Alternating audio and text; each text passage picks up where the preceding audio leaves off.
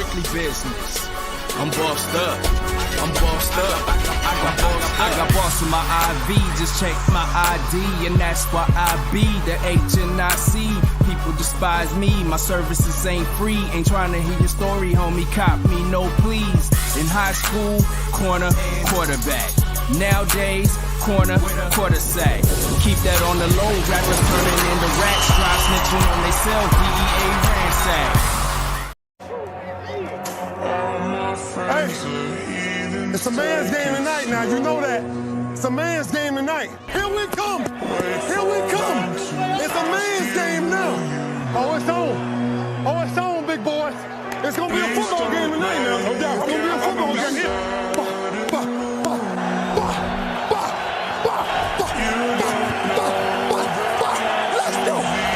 Let's play.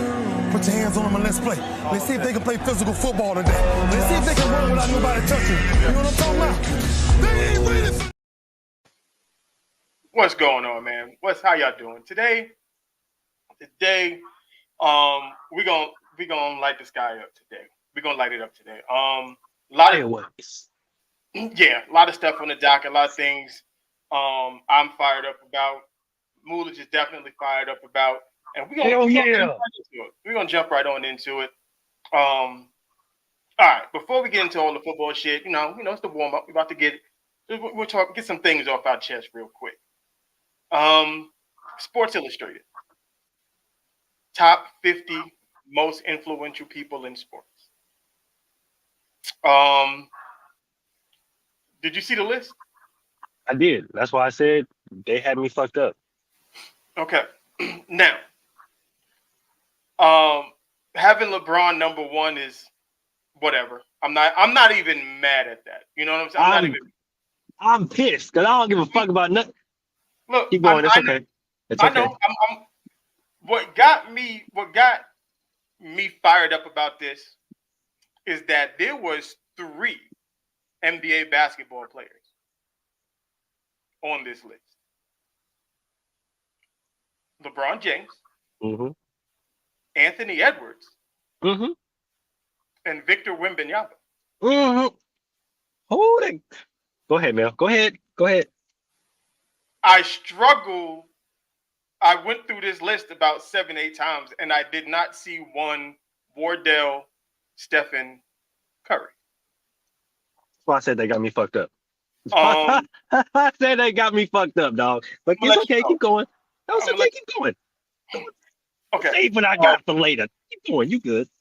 I don't know how you make a list of the 50 most influential people and you don't have Steph Curry on the list at all. It's wild work to me. You can't name 50 people in all time in sports and not mention Steph Curry. That's ridiculous. Now, this is where I'm going to get nitpicky because it is what it is. This is why Melvin is Melvin. Having Angel Reese on the cover is nasty work. Work. Never mind. I'm a mute. Nasty work having Angel Reese on the cover. And then having Angel Reese ranked higher than any WNBA player is even nastier work. Because if you wanted to just push the agenda of having a black woman on the cover, hey, I'm all here for it. But there's a bunch of other black women you could have put on there way before you got to Angel Reese. If you want to go WNBA, hey, Asia owns that spot. Because we're talking about she's about to win her 3rd MVP this year, back-to-back champ. Pretty much is the face of the league if you take Caitlin Clark out of the equation based on what Caitlin is doing, you know, bringing the eyes to the league and yada, yada, yada. Or you could have went Dawn Staley. Could have went Dawn. So I'm mad about a bunch of different things on here. No Coach Prime on the list. Find that crazy work. But you know, that's Melvin. Moolish, what do you say, man? What do you say? Mel, like I said, behind stage, these niggas got me fucked up. Okay? They got me fucked up. I don't care, nor do I know who wrote this list, but I want everybody involved terminated immediately. Okay? Immediately. First of all, like you said, the fact that you don't see Wardell Stephen Curry the second's name on this motherfucking list, like he don't got people shooting from half court. Nasty work. It's insane work. Next thing you got, like I said, I'm pissed off that they got LeBron James' name on here. I don't hear nobody driving to the basket screaming LeBron James. I've never fucking heard that ever in my life. You know what I do hear though? See, I hear. I tried. You already know where I'm going. Yeah. Because I was like, well, maybe the list is just based on current athletes, and they took Kobe out of it because Kobe is no longer here. But still, I still think Kobe's presence is still more influential, even with him not being here. Exactly, and they got executives, they got deal makers on this shit, like influencers shit. They got Steve Ballmer on this motherfucking list, dog. But you don't got Steph Curry. No, they got Roger Goodell on this list, bro. But I understand Roger. Like, and I'm like, but you don't got you don't got Kobe or Steph on, like, and that's the cool part about it. You could have put fucking Jay-Z on this goddamn list. That's the cool part about it. You could have threw Jay-Z on this list, and I'd have been okay. It's cool. There was no Michael Jordan on this list. No Jordan, no Magic. Like, no Magic Johnson, no Muhammad Ali, no Kareem. They had Anthony Edwards. Like, are we forgetting everything that since y'all niggas want to sit up here and talk about black people this and black people that, and we all black people just push this and forward, and they don't, bro. All the influential black people that sacrificed everything during civil rights. Yeah. They're not influential. No Usain Bolt. No Usain Bolt. No Muhammad Ali. No Michael Phelps. No Kareem, no Big O, no Isaiah. Like, come on, bro. What are we doing here? Y'all sitting here putting Angel Reese on this motherfucker, and I get it. Y'all know I love me some Angel, but fuck out of here. The fuck out of here, bro. We dead ass. All of these legends, all of these past athletes that have came before us, bro, that have literally inspired us. Tom Brady? You put Tom Brady on this list? They put Brady down. No. I don't think there's only, put it like this. He not black. I don't know who Paul Skeens is, but I don't know who Paul Skeens is either. He's not more influential than Shohei Ohtani. Shohei, you could put like what he just did over the week was absolutely like, are y'all dead ass right now? Y'all got Adam Silver on this fucking list. No, Bryce Harper? Not Bryce Harper. What's the other dude from the Angels? Mike Trout. Mike Trout. Because wasn't he the test baby for all this Shohei Ohtani stuff?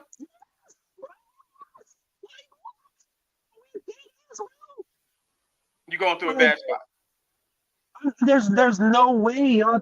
There's no possible way y'all sat up here and was like the most 50 influential people in sports, and this is the list we can come up. This is the list we can come up with. But like this, even if there's no Serena. No Serena, bro. No Sidney McLaughlin. No Sidney McLaughlin. Like, what are you talking about, though? What are we doing here? This is nasty. When it comes to sports influence, like the Damon are the biggest influence. No Flo. Like, come on, bro. Flojo. They put Flau'jae on there. They put Flau'jae on there, but you're not gonna put Flojo on there, where every single track woman nowadays is literally biting off her style. Long hair, tattoos, nails, makeup. I'm shocked Sha'Carri Richardson is not on it. Thank you, bro. That's what I'm saying. Like, how is this even remotely possible? You don't got Lisa Leslie on this goddamn list, bro. No Lisa Leslie. I don't even like Lisa Leslie. And I would tell you Sha'Carri belongs on this list. Come on, bro. She belongs on this list way before Angel Reese deserves to be on this list. Yeah. Like, what are we doing here? Y'all talking about influence. Y'all are talking about influence. This ain't just motherfucking people that people like to fucking watch. We're talking influence. Right. You mean to tell me that the people on this list got more influence than the people that we just named throughout the history of their sport?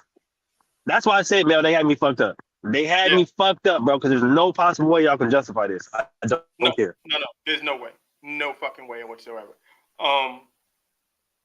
So there's that. We can go, like I said, that's a conversation we can go on for the next 3 hours with, because I can keep running names up on who is missing from that list. But I just want to put that up. Now let's get to some more bullshit that's been happening. People opening up their mouths and need to shut the fuck up. This is going to be a 2-part situation. It's going to start off with Jamel Hill and Monica McNutt. One of the things that does aggravate me is that people are allowed to step into the women's sports space boldly, confidently, with no institutional knowledge of that space. We can't do that. Like, you can't be on anybody's NFL show and come in there and be like, oh, that Josh Allen seems really good, huh? Yeah, I didn't know he was that good. Like, you could never say that and people take you serious. There's like an assumed credential by gender. Exactly. And yet, I see it all the time. Men are allowed to literally get on a TV set and be like, I don't know anything about this sport, but I'm going to just get his opinion anyway. And I'm like, I'm sorry. I didn't realize that you were allowed to confidently and ignorantly step into a sports space not knowing anything and be proud of it. And everybody say, yes, that guy's an expert. Like, how did this happen? The funniest part about that whole thing is the ignorant and confidently talking about stuff. And that's exactly what Jamel Hill just did. Mulich, can you name me the sport that women play that men don't play?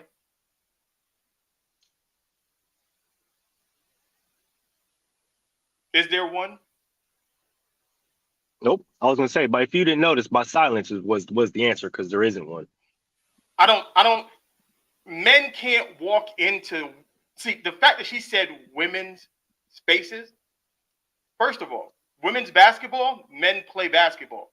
Basketball is basketball, so a man can talk women's basketball. Softball, Quite literally. men play softball. Men play every sport that women play. Men play every single one. But women don't play all the sports that men play. It's quite literally true. You know why it's retarded for you as a woman to come in and start talking NFL stuff? Even if you covered it for a long time, it's hard in a sense because you've never played the sport. That's it. But we don't have a problem with women coming over and talking in men's sports. We have a problem when you don't know what you're talking about and then you come into men's sports. Because no one ever had a problem with Linda Cohn. Do you ever have a problem with Linda Cohn? Nope. Pam Oliver? I'll throw you another name, because I was gonna say, yeah, Pam Oliver. Throw you another name. Michelle Beadle? Michelle Beadle. We listen to Mina Kimes all the time. Mina Kimes, like, we don't have a problem with women who know what they're talking about coming over into men's spaces. What we have a problem with is when you morons come into this men's space and then you start rolling your eyes and moving your neck and your wig start moving, talking about men's sports to men. Kimberly Martin. Okay? I'm going to get, and I set this up on purpose because Molly Curum's next on the list. Here's my thing real quick before you go. Here's my thing real quick. And it's not, I hate the whole gender thing, right? Why the motherfuckers trying to separate the shit by gender? Oh, well, men don't like when women, bro, it's not even y'all. It's know what the fuck you talking about before you enter a space. Like, and a lot of the times, I'm not saying all the time, but a lot of the times women feel slighted because they don't a lot of women hate being left out. Let's just keep it a bean. I'm just keeping it a bean right here, okay? A lot of women hate to feel left out. So what do? This is the reason why the NFL numbers jumped, because a lot of more women were getting into the game because they felt left out, because their husbands would literally leave them the fuck alone on football Sundays, which is what everybody fucking wanted, right? But at some point in time, something switched. Women started to feel left out, so they started to do what? Get into the game. You have a whole bunch of women that when they're around men or when they're in men's spaces and we're talking about sports such as football, such as baseball, such as basketball, and they can't contribute in any way, shape, or form to the conversation without saying something fucking stupid. Now it's all, well, you guys just don't like when women have input. That's not even it. Because if a nigga came in here and said some dumb shit, we gonna look at him something crazy too. Know what you're fucking talking about prior to entering certain spaces. If y'all sitting up here talking about wigs and bras and Victoria's Secret and shit, I'm not gonna just jump in there and act like I know what the fuck I'm talking about, because I'm gonna say something stupid and I'm gonna have everybody looking at me like I'm crazy. It's the same fucking thing. know what you're talking about prior to jumping in a conversation just because you feel left out because you're not part of that conversation. It's that simple. It's really just that simple. And speaking of knowing what the hell you're talking about and jumping into conversations, this is where Molly Qerim comes into play. Molly Qerim is a fucking moderator on First Take. She's not a host or a hostess. She's the moderator. That's her job. Her jumping into conversations only exposes how much she doesn't know about sports. And she does this all the time. And at some point, Stephen A., my brother, you're going to have to kick her ass up off the show. You're going to have to.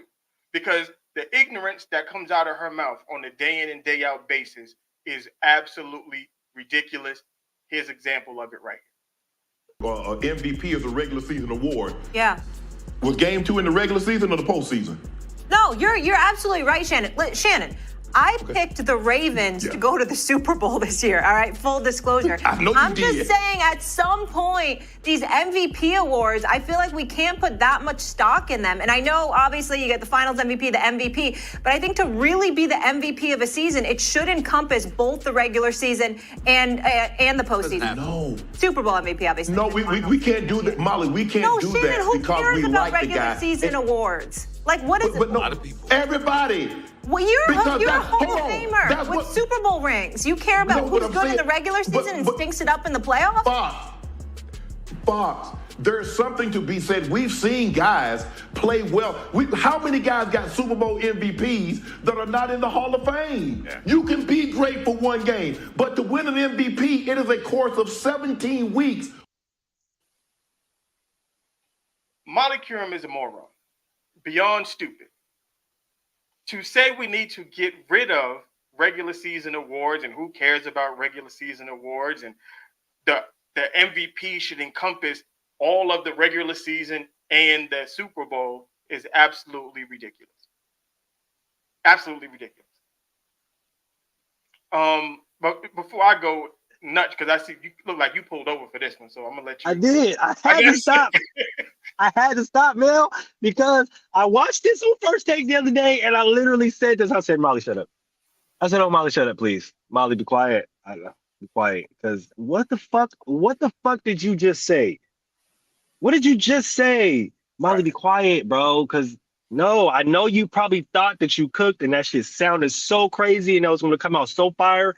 No, baby girl, no, be quiet. Sit back and shut the fuck up. Because no, that didn't even make sense. It didn't even fucking make sense.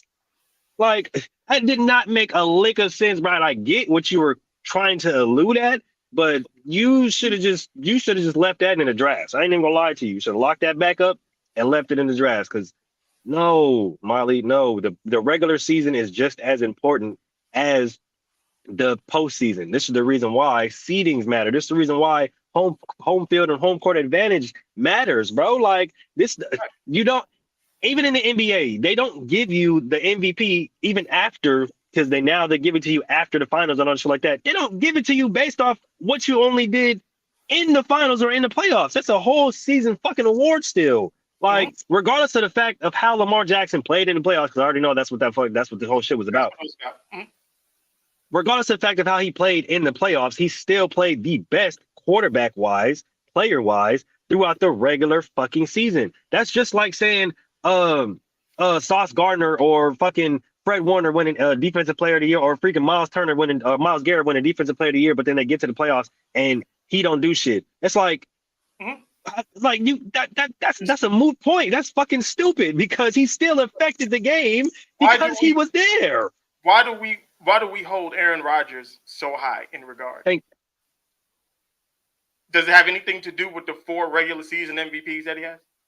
Quite literally, because he hasn't won a Super Bowl in 14 fucking years. And that's my favorite quarterback in the league. He hasn't won a bowl in 14 years, guys. And there's still people who have him top 10 quarterback. He was still put on the top 100 list this year for top 100 players in the league. And why do they do that? What's the first thing they tell you? Look at how many MVPs does he have? I was like, bro, Molly. Oh, Molly, be quiet. Molly, be quiet. Be quiet, bro. What separates J.J. Watt, and T.J. Watt? Would it be the 3 Defensive Player of the Year awards? Like, the regular season awards matter. Not only do they matter just for people, but if I'm a player and I'm negotiating my contract, what's the first thing I'm going to bring up? You know why a lot of contracts take so long to get settled is because of, it's not the number. A lot of players, they already know what number they want to play for. It's the fucking incentives. If I go over 1,300, that's a roster bonus. If I get this award, that's a roster bonus. If so I get an Offensive Player of the Year, a Defensive Player of the Year, a MVP, a Pro Bowl, a All Pro, and all that shit matters. Yeah, all that shit fucking matters, especially when it comes to negotiations for the next year. Yeah. And when it comes to what they're going to do in the fucking postseason, because now that they have that award, a different set of awards. Am I correct? You see why I had to pull over? I had to stop because I'm like, No. This is why we had the show, even though YouTube blocked that show and it never got to see the light of day. I'm probably gonna have to reword the title and then relaunch it. Because we did a whole show on feminism inside of sports and how women are hurting sports. But that's it. Like I said, we might have to do a whole nother show for that again. I'm with that. I ain't even gonna lie to you because I got some new thoughts. Right. Speaking of awards and those types of things, the candidates for the 2025 Hall of Fame came out. Mm-hmm.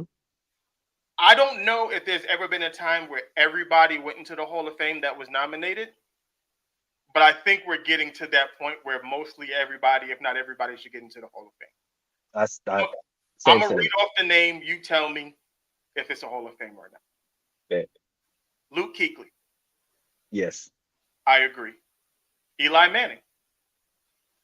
Ooh, he's borderline, but yeah, I would say yeah. Well, I think he's in. Okay, put like this. It doesn't matter first ballot or not. Okay, bet. Okay. Yeah. Then yeah, I would say yeah. Just is this person a Hall of Fame? Most definitely, yeah.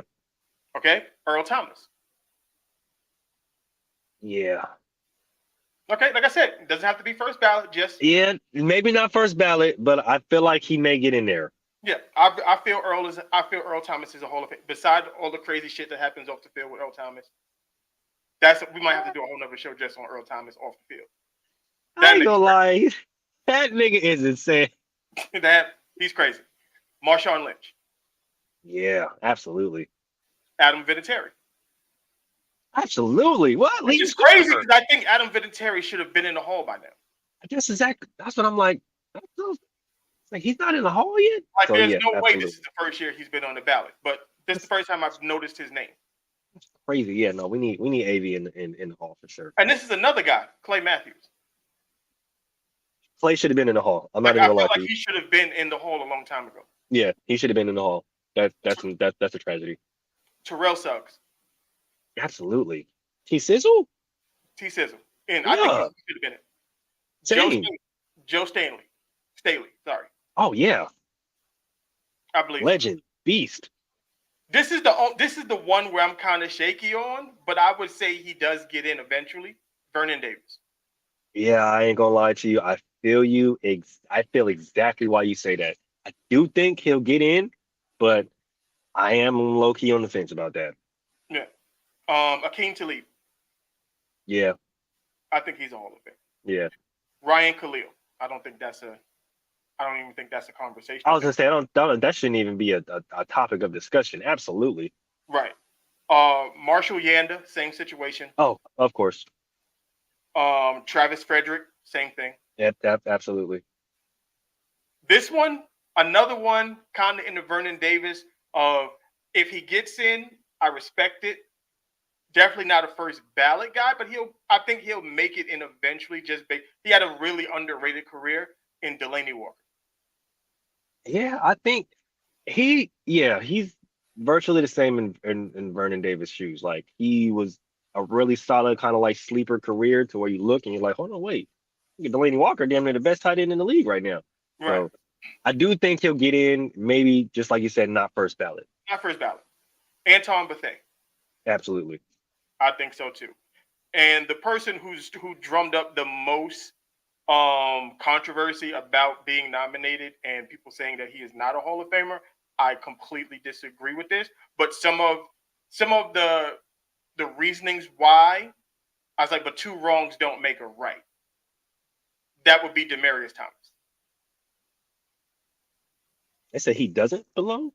Right, yeah. Because they was like, well, if Torrey Holt's not in the Hall of Fame, then he doesn't belong in the Hall of Fame. And I was like, well, two wrongs don't make a right. Yeah, no, you can't use that to justify that, because Torrey definitely deserves to be in the Torrey Hall. Holt belongs in the Hall of Fame. And I think he went in last year or this year. Yeah, he went in last year, but either way, like Demaryius for surely belongs in the Hall. Yeah, people forget how dominant this man was, bro. Yeah, I think two people that I don't think enough people understand how Eric Decker is one of those guys too who played alongside him. Mel, thank you, because I've been saying this for years, bro. And Brandon Marshall. Thank you. We got to get these guys in the Hall. I ain't not even gonna lie to you, because the numbers that they put up, just the players that they were, you can't ignore that. Nah, and I hope, like I said, I think mostly all those guys get in. So yeah, we're in that stage now of football where like I said, we've been through decades of really good football with really good football players, where it's going to be hard for dudes to get into the Hall on that first ballot. Yeah, it really is. It really is, for sure. And I think, honestly, like how, everybody was saying, basically, because with the whole Eli debate, everybody was saying, oh, everybody gets into the Hall. It's the Hall of really good. I think Eli, you can't spell elite without Eli. Period. And I think that when it comes to the Hall of Fame, a lot of people tend to focus on, numbers and accolades, but I think moments matter as well when it comes to the Hall of Fame and getting in the Hall of Fame. You can't.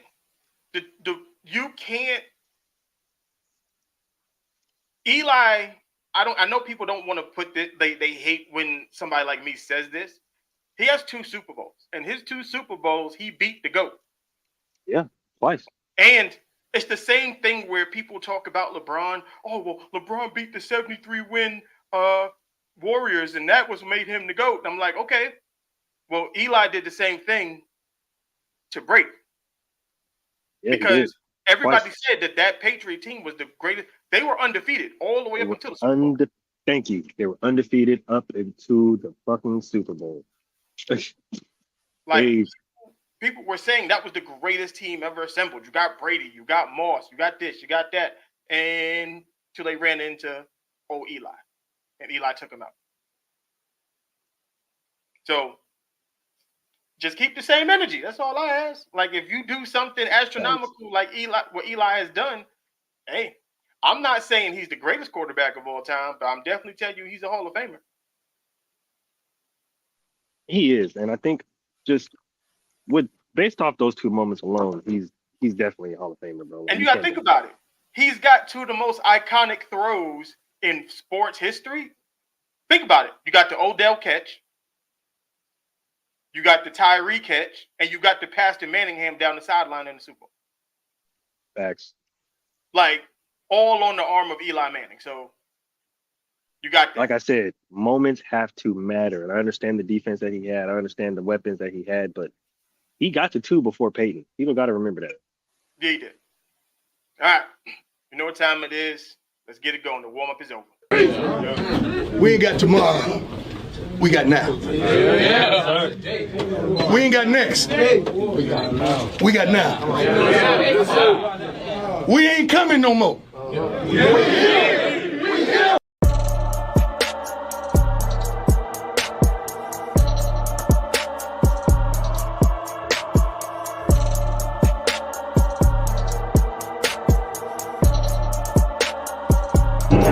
Just know when you on this goal side, we turned up the whole game, bro. We finna be live. We finna be popping it. I don't know how you got this camera in this helmet, but I like it. Let's go. Let's go. All right. Andre just said the same thing I've been saying all the time. He says, if Eli doesn't get in, then Phillip Rivers and Big Ben shouldn't get in. I'm going to say this. and people can take it however they want. I do not believe Ben Roethlisberger is a Hall of Famer. Neither do I. Don't care how y'all feel about it. He was a passenger on the 2 Super Bowls that he was in. He went to 2 Super Bowls and won 2 Super Bowls, and he wasn't Super Bowl MVP in neither one of them. Neither one of them wasn't the best player on the goddamn field, not one time in either one of those bowls. That's a problem. Yeah, Phillip Rivers, I believe, is a Hall of Famer though. Phillip I do Rivers, think that sidearm sheriff is a Hall of Famer. he played at the wrong time, because if he didn't lose to Peyton, he lost to Brady in the playoffs. I was gonna say it's tough when you run into 2 of the greatest quarterbacks that we've ever seen in this game. Yeah, and he had the weapons, but he was just running into the wrong teams at the wrong time. Yeah, it like I said, it sucks. Like a lot of people would try to discount or like disregard what Phillip Rivers did with those teams on a yearly basis. But like we said, it's damn near difficult. It's damn near impossible to win against those 2 guys at that time. Like you had to be different, and a lot of guys just weren't different unless your name was fucking Mark Sanchez. Yep, and which was crazy. Which was insane. So we got Arch Madness in Texas. We said it before the season started. If you watch the show, if you follow us on TikTok, you know I'm gonna post the receipts every time we get them. So we are the receipt kings over here. We said by week 3 that Arch would be the quarterback and Quinn Ewers would not be the quarterback. We didn't say how it was going to happen. We just said week 3, he going to be up out the paint. Guess who got out the paint in week 3? Mm-hmm. And Arch came in and did what we know Arch to do. Yeah. He was responsible for 5 touchdowns.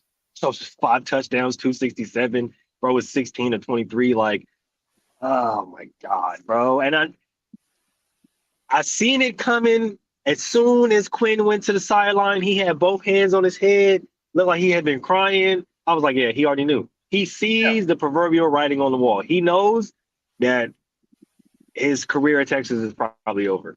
Like, he probably done enough, because I've heard the Giants, they were interested. He has a few teams that are interested in him. Probably done enough, but I'm not gonna lie to you, brother. Your career at Texas is done so. Yeah, you'll still get drafted for sure. I do think he's a very viable quarterback and talent, but just not at Texas anymore. Right. Andre said they still said that Ewers is the quarterback when healthy. That's what they're supposed to say. But what's going to happen is this. They got 2 weeks before they play. They got a big game in 2 weeks. I can't remember who it is. Let me see. Let's see if I can find it real quick. I know they got They got a big game. The next 2 weeks are light work for them, but they got a big game in 2 weeks, and that game. Let's see. They got University of Louisiana. They got Oklahoma in 2 weeks. Yeah, that's gonna be a pretty solid game. Okay, I'm gonna tell you what's gonna happen. Quinn Ewers will be back by the Oklahoma game. He's going to shit the bed for like the first quarter and a half. They're going to bring Arch in. And that'll be the end of Quinn Ewers. Almost how Caleb Williams had to save Oklahoma a couple years ago. Spencer Rattler? Because Spencer Rattler shit the bed. We're going to see that again, but this time on Texas' side. Yeah, I mean, and just looking at the outlook of the game, right? Before Quinn even got hurt, he wasn't playing that well. Like I'm just keeping it in from what I watched. A horrible pick. That was not good. Some oversell balls. He didn't look as accurate as he normally looks. That's the reason why when I was watching the game, I was talking to my wife. I was like, "What the fuck is wrong with him? Like, is he good, bro? It looked like he hurt or something. Like he going through something." And sure enough, we talked about what he got that phone call. The boosters was like. It's about that time, big dog. Yeah, you got to take a fall in the second quarter. Yeah, go ahead, lay down. We got you. Just lay down. Tell me your stomach hurt. Anything. Yeah. I don't care. Don't get up. Yeah, just don't get up and go into that tent. But yeah, that's why I'm like, yeah, something's off. I don't know what the fuck it is, but something's off. Like, nigga, he's not looking good. And I just knew, like, yep, Arch is gonna come in this game at some point in time. Next thing you know, I was like, oh yeah, it's over now. It's over. It's over. Yeah, I don't care. And that's the thing. Like, I don't even care if, like, yeah, they said that he's supposed to be the starter. Like Mel said, that's what they're supposed to say. They know. He knows the writing on the wall going forward. He already knows what's up. What I didn't understand about Quinn Ewers, but I understand him coming back. I don't have a problem with him coming back. I don't understand him coming back to Texas because they brought Arch, and they brought Arch in to replace you anyway. Mm-hmm. You could have went to Michigan. I would have loved you in Michigan. We need a quarterback in Michigan. Mm-hmm. You could have went to USC. There's so many other places you could have went to play quarterback. Mm. Very much so. Like, I don't get it. Shit, he could have went to Alabama. He's better than Jalen Milroe. I was just gonna say that. Like, you could have went to Alabama. You could have went to Oregon. All these schools needed a quarterback. Yeah, I ain't gonna lie to you, and I'm confident that he's starting over all of the guys at those schools you just named. Like, dog, like shit. Florida State, from what we see, you would have cooked DJ in OTAs. You would have cooked DJ in camp. You know, I ain't gonna lie to you. That boy's confidence is shot right now. A high schooler can come in there and take DJ Uyunglele's job right now. Like, yeah, like you could have went to Clemson. Yeah, most of the big schools needed a quarterback. Needed a fucking quarterback. You could have went anywhere. Nope. It's weird, bro. Like, going back to Texas knowing Arch was there was crazy. Insanity. Like, I don't get that, bro. Like, that was just a bad business move. Just bad business all the way around. I don't know who you talked to or didn't talk to, but you should have probably talked to somebody, dog, because they would have told you, yeah, no, I ain't gonna lie to you, bro. You probably gonna have a better chance of not only getting Heisman votes, but succeeding in another program and still being a top draft pick if you leave. Yeah, like I don't even know who's the quarterback in LSU. You could have went to LSU. You could have went so many places. Yeah, could have did a lot. Get it? I know he's making 1.7. We did the money. Shit, Arch is making what, 2.5 at fucking Texas? Mm-hmm. He's not even playing. It's like, and all I'm saying is Oregon would have paid top dollar to have somebody like Quinn Ewers to come to their fucking all the money for you to go there. They literally said it. Like the nigga literally said it. The Nike CEO literally said it. He's willing to pay anything and everything for a national championship. They'd have cashed out for that boy over there. Man, easily. Like I know Michigan needs a quarterback, bro. Like, I don't get it, man. There was just so many schools. I'm looking at it. Like I said, Clemson, Penn State, USC, UCLA, LSU. We said Florida State. Like, all these schools. Yep, Florida State. These are Oregon. Fucking Oklahoma State. Oklahoma State, Oregon State. Shit. Goodness gracious. Shit. Like, you could have even went to Ohio State. Oh, I know they just got the kid from Kansas State. I mean, he's better than the kid from Kansas State, but I know they did. They did. That's right. You know, they went and spent all that money to get that kid from Kansas State. Mm-hmm. But there's too many schools that he could have just transferred to and would have been completely fine. Completely fine. Instead of, because the writing's on the wall. Like we said, there's no way they sit Arch Manning for 2 years. There's no way. After seeing that, there's no. And if he does that the next 2 weeks, bro, you getting your job before the Oklahoma game is going to be scary. Because what's going to happen is, I've watched this happen already. The team looks like it's got more juice with Arch at quarterback. I was just going to say that.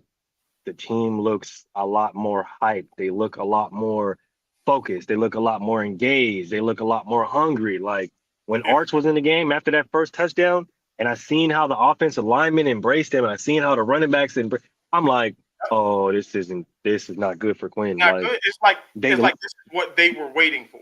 They literally, bro, it's like they were waiting for him. Like, this is the moment we've been waiting for. Quinn, we rock with you. You are our boy, but this is that guy behind us, dog. Like, and it seemed like as soon as he scored that through that first touchdown pass, bro, I'm telling you, like, you felt the energy from your living room, from your car, through your phone. You felt it. All them boys literally was like, we're here. And nothing's gonna stop us now. Like, we got that guy back there. And nothing's stopping us now. When you Arch look, he's the quarterback of the team, but he looks like he's one of the guys. Mm-hmm. Don't take this the wrong way, all you motherfuckers watching. He reminds me of how Oklahoma was with Baker Mayfield. With Baker, yeah. It's like he's just one of them. He's just one of the dudes. And it's when you have that guy and he's the quarterback, the energy around the team, it's like Tebow. Tebow just felt like one of the guys. When your quarterback doesn't have I don't want to even call it diva, but when he feels like one of us, the team feels different.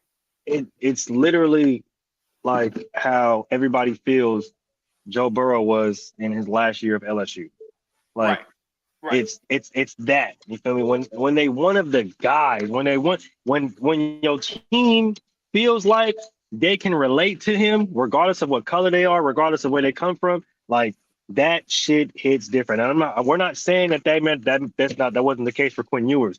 But what we are saying though is that with the mindset that Arch came in with, right? Like he didn't want to be treated like a superstar. He wanted to be treated like everybody else. He said, I'm carrying the pads. I'm doing all of the stuff like that. Like that tells other people, his teammates, like he doesn't think he's a fucking superstar. He doesn't think he's better than us. He wants to be one of us. He wants to be part of the guys. So we got to do our job to fully embrace him and integrate him in one of the guys. Cause nepotism is crazy. And a lot of guys get jealous over the Nepo babies and, oh, you're only here because your dad. You're only here because you're like, what's crazy? I don't get that from Arch. Like, I get that. What would have been Nepo is if he would have went to Ole Miss and took Jackson Dart's position. That's true. Or went to Tennessee and took that guy over there position, whoever the fuck that nigga name is. Yeah, the big 8-foot Hawaiian motherfucker. Yeah, and it's like I don't know, like I get it. Like we said, we get it. I rock with Quinn. I love, the type of player that he is. It's just, look, if the Raiders can't get Sheduer next year, I'm all in on Quinn being a Raider. Hey, I'm with that. I'm with that for sure. It's just you got a guy behind you, bro. Like, you got a dog behind you.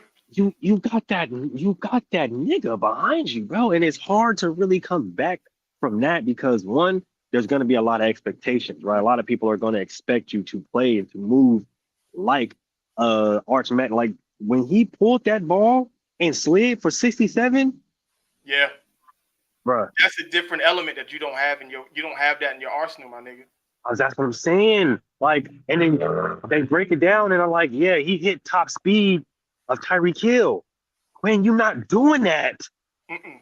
Put the 1-2 on a boop, boop, boop, and get up out of there to the house, 67. Bro.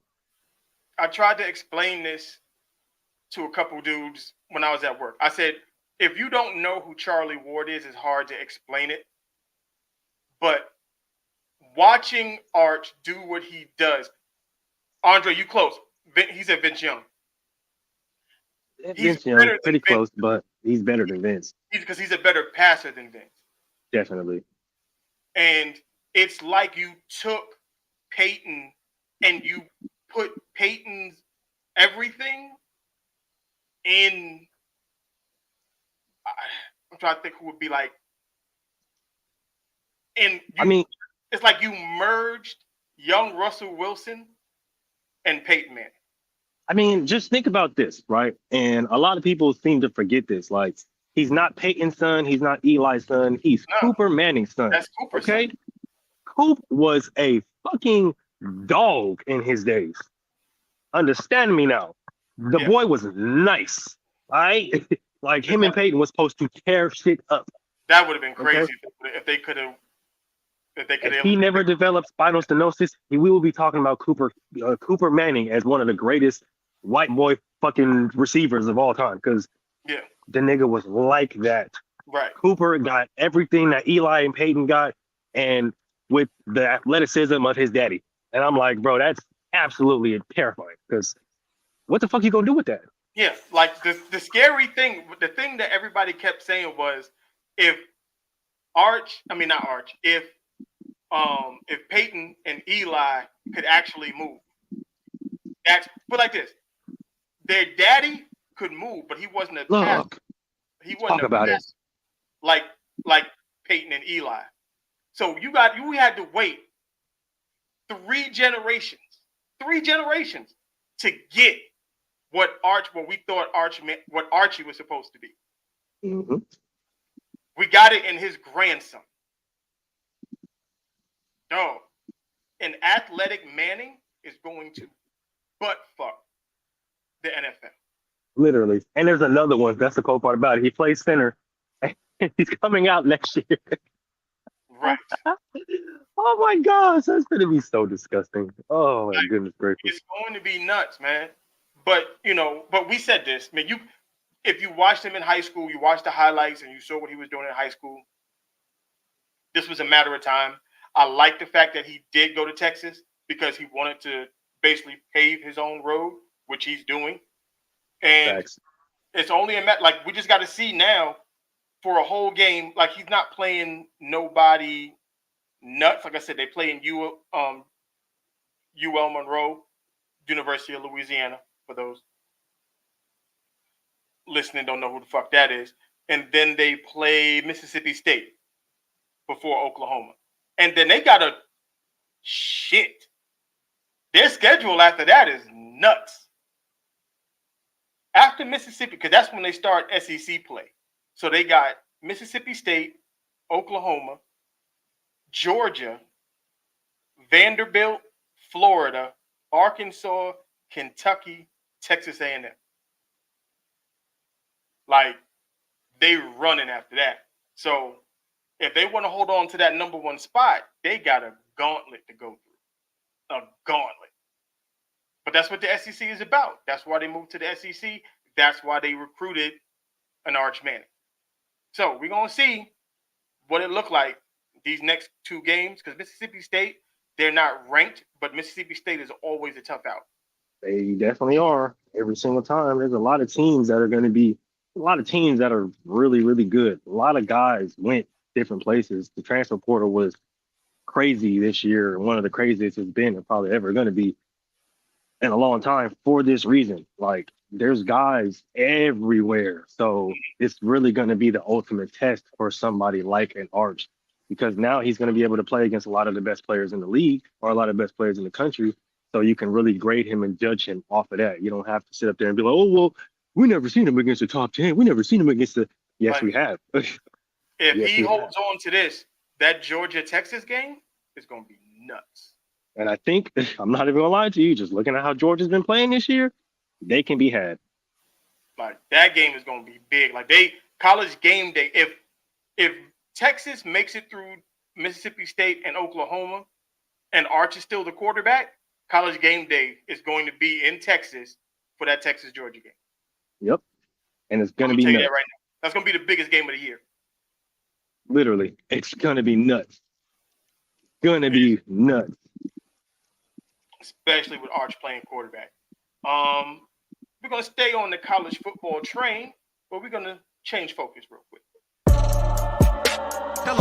Number 2, but number 1 in your heart. I just think we were prepared.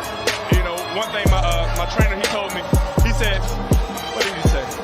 He just told us to be prepared. I just think we just be prepared, man. He told us to just be prepared, man. You gotta love Jameis. Yeah, we love Jameis. You know, Jameis is. We gotta figure out a way to get Jameis on the goddamn show. I swear. So like I said, we're gonna stay on the college, but we're gonna move from Texas. We're gonna take this to Boulder, Colorado, and you know, we are pro that we defend Coach Prime and the Colorado Buffaloes as much as we can when we can. This is another opportunity for us to do so. Yep. Paul Feinbaum again opened up his mouth. Sure did.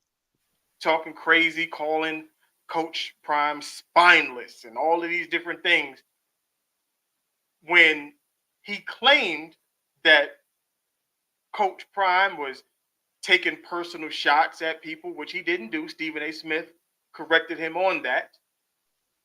To only take personal shots at Deion Sanders. Sure did.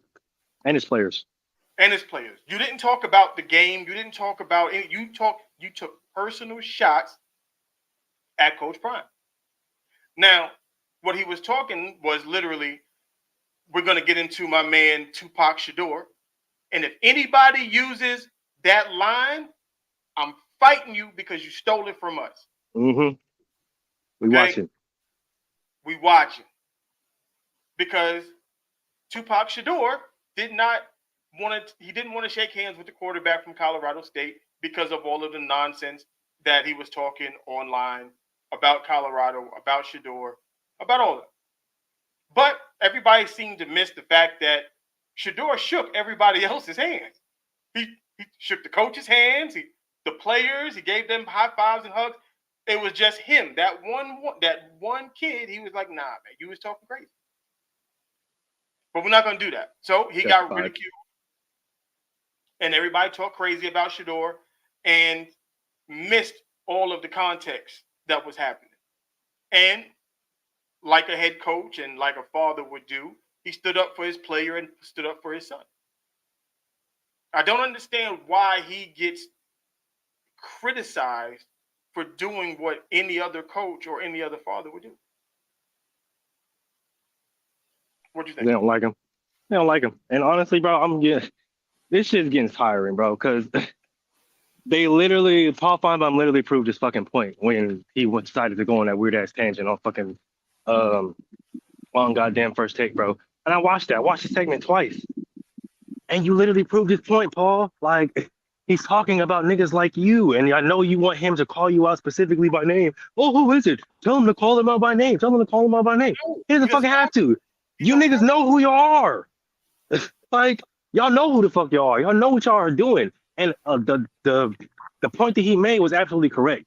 A lot of these guys, a lot of these kids, they're not used to being attacked, especially for the talent that they have and the money that they're acquiring because of said talent. Why are y'all so mad about it? Exactly. Like, if just like Deion said, if you want to sit up here and talk about the game, if you want to sit up here and say they play bad, I ain't got no problem with that. But the fact that y'all are talking about these young men's characters, you're talking about the type of people that they are. You're saying that, oh, well, them having all of this money is making them a shit person and blah, blah. Like, bro, what they got to do with football? And you don't know none of these kids personally. At all. Have you ever sat down and talked to these kids, had a conversation, right? Seeing what they need this money for. See who that money's going to every single week, because obviously a lot of these kids don't come from happy homes and great places and great situations, right? And about that Sheduer Sanders situation, right? I'm a winner. I'm the winner. I don't gotta shake your fucking hand, loser. The fuck? Not after you talk shit. I do not gotta shake your hand, gang. You're a loser. Why do I shake a loser's hand? You're irrelevant to what the fuck I got going on. I won. You haven't beat me since I've been here. And you've been talking shit since we've been here. And guess what? We've kicked your ass twice. And then shit you can do about it. Literally, because if you could, you would have done something this year, right? Y'all getting on Instagram talking all this shit, talking about, oh, well, you know, we're real football players. The clicks and the media doesn't do that. Shut up, bro. Because y'all niggas benefiting from the same shit.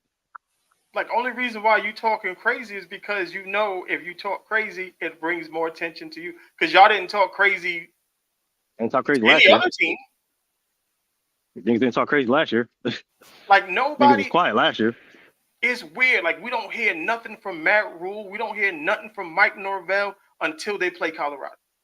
Yeah, and I don't understand it. Like, y'all want to sit up here and talk about we don't play for the clicks. We don't play for the attention. We don't play. Obviously, y'all do, because every single time y'all got Colorado on the motherfucking schedule. Now y'all want to be the loudest. Now y'all want to start talking. Now y'all, like, Get the Have fuck you out of here, heard bro. anything from what's the Oregon coach? What's his name? Dan Lemon? Dan Lanning. Have we heard Yeah. anything from Dan Lanning? Nope, not yet. Not a word. Nope. Not a word. But he was big mouth when they had to play Colorado, though. Real fat mouth from last time they had to play Colorado, right? But this year, this year, Dan is actually more humble. Oh, we're coming from humble beginnings, and we understand that as a team that lost a lot of our returners last year, we have a lot to work on. So, I just went in there and told, shut the fuck up. Exactly. Shut the fuck up. Shit the fuck out of here.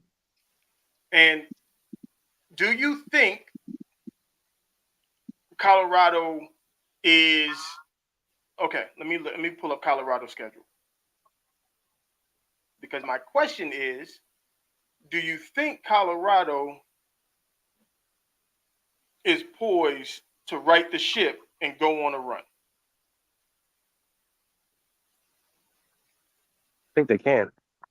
Because their next, after this, they got Baylor this week, Central Florida, Kansas State, Arizona, Cincinnati, Texas Tech, Utah, Kansas, Oklahoma State. Now, no, that's definitely winnable. A lot of winnable Baylor games. game, I think they can beat Baylor. They can beat UCF.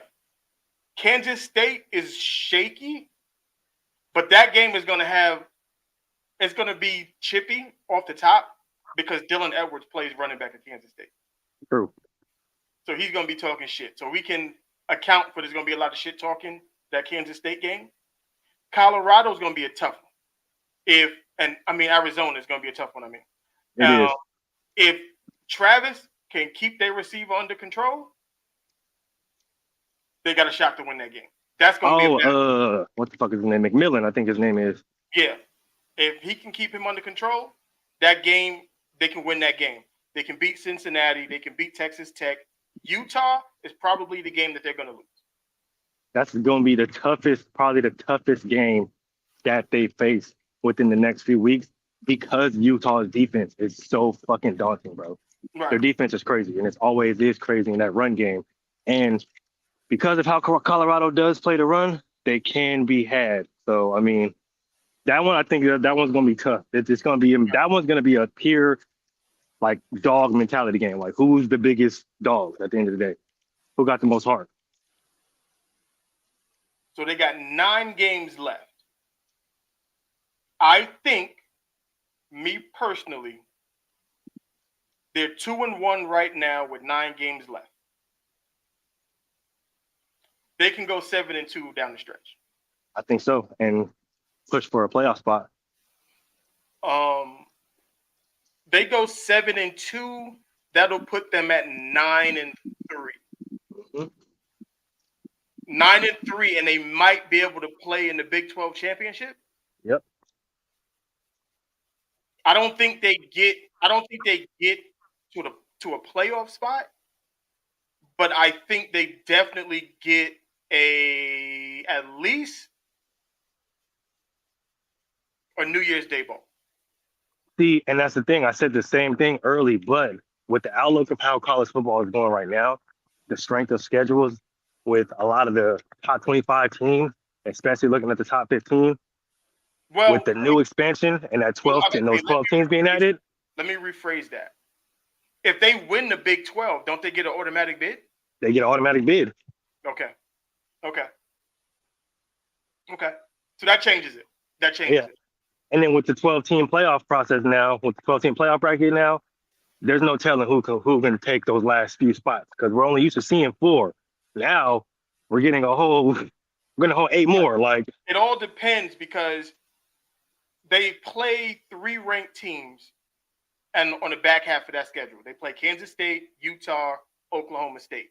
It depends on where those teams are when they play and what the result is. If they can sneak in, I think they can beat Kansas State. If Kansas State is still ranked, that's going to be a big win. Utah, I think they lose to Utah, but I think they can beat Oklahoma State at the end of the season. I think so too. I think, yeah, it's really going to come down to mentality and just basically who is, like who really wants it more at the end of the day. But I think with how they've been playing as of lately, I think they can do it. And if they win the Big 12, that's a bonus. That's the automatic bid. I don't expect them to make no noise in the playoff, but I think for confidence reasons and for recruiting, them making the playoff or getting to a New Year's Day bowl is massive for Colorado. Big. And I think that will silence or at least quiet a lot more of the doubters or a lot of the loud people that are essentially wishing for Deion to fail. Yeah. So that's what I think they can. I think I've 7-2 down the stretch, 6-3 the worst moving down the stretch. But I think they look good coming out. I think anywhere from 8 to 10 wins for Colorado.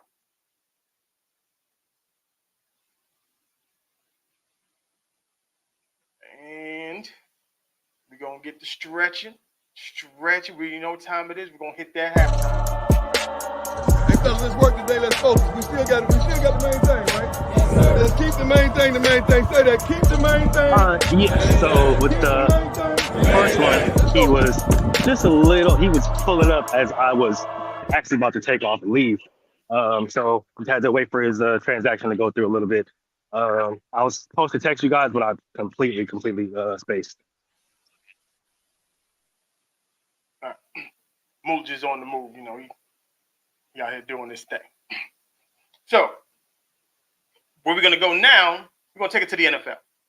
We're going to take it to the NFL. We're going to take it to them Carolina Panthers and the debacle in their handling of Bryce Young. This is not a Bryce Young problem. This is a Carolina Panther problem. The whole situation is bad. I didn't realize it until I heard people talking about it, that this is a totally different front office. This is not the front office that drafted Bryce Young. This is not the head coach. The head coach, they didn't even want Bryce Young. So There's a lot of moving parts to this. But what I can tell you is bad organizations make bad decisions and they create bad atmospheres for young quarterbacks. What's happening to Bryce Young, it's the same thing that happened to Baker Mayfield. Yep. Baker went to the Browns, was a bad organization. He had a bunch of head coaches, had a bunch of different offensive coordinators, but they still wanted him to succeed. You can't do that. It's not fair to the player. You cannot draft a kid, number one. The reason why you was drafting number one is because your team was bad, not because your team was good. Thank you. The team was ass. And then you don't have weapons. I like Xavier Leggett, but he's a rookie. The offensive line is bad. You got an old wide receiver, even though I like Adam Thielen a lot, but he should not be your number one wide receiver. He's 76. You can't have that. You got decent running backs with Chuba Hubbard and Miles Sanders, but your offensive line is trash. Very much so. You gave away all of your defense. There's no Brian Burns. J.C. Horn, is it J.C. Horn? J.C. Horn, he's probably one of the only one still there other than Shaq Thompson. Okay, he's still there. I know they got rid of safeties. Chin. Yep. Jeremy Chin and all of, you got rid of everybody that was worth anything is gone, dog. What do you want him to do? Not to mention, he's a smaller guy, and you refuse to put an offensive line in front of him. Doesn't make any sense to me, honestly. It makes 0 sense. 0 sense. And then you blame him for the losing. Y'all were losing before you got him. Yeah. Badly, too. It's not like you guys were very good. And your organization is just bad, bro. It's bad, bro. And you can't say that because the two quarterbacks that you had before him are playing like two of the best quarterbacks in the league in Sam Darnold and Baker Mayfield. Mm-hmm. So you got to make it make sense. I mean, it's their own fault. David Tepper, all the fucking coaches and fucking regime changes, like it's literally your own fault, bro. Like, and I went through the draft list the other day. They've only taken 2 offensive linemen or 3 offensive linemen in the past 5 years of the draft, 2 of which are the only ones that are still on the team. Another one isn't even in the league anymore. Like, what are we doing? Everybody else is defense. So you mean to tell me that you're going to put a young, smaller stature quarterback out there with no line to protect him? No line. And nobody to throw to? That's utterly insane. Yeah, and I hate this thing of everybody all of a sudden saying that Bryce Young isn't a good quarterback and he's not good. I was like, he was one of the best quarterbacks coming out of high school going into college. And coming out of college, he was the best quarterback. And I'm saying best quarterback because he went number 1. Like, this is true. And he won a Heisman. And he won a Heisman. So all of a sudden he can't play quarterback? No, I'm not going to believe that. I'm sorry. The same way, this is why I always say, and I will go back to it, they should not reward shitty teams with good players. They should not. If the team that should be picking at the top of the draft should be the team that just missed the playoffs. Because how different would the Minnesota Vikings look if Bryce Young was the quarterback? I think that's true. How different would they look? Because they just missed the playoffs, so they were literally a quarterback away. You know what I'm saying? Like, how different would the Pittsburgh Steelers look if Bryce Young was the quarterback? That's the best one right there. Shoot. Like, you sent Bryce Young to the shittiest team possible, and that doesn't help him at all, man. And you can't compare him to C.J. Stroud because they flipped that whole team upside down when D'Amico got there. Yep. That is not the same team that lost all the games the year before to get C.J. Stroud. The same thing with the Bears. That is not the Bears team that lost all the games that Justin Fields was dealing with. Yep.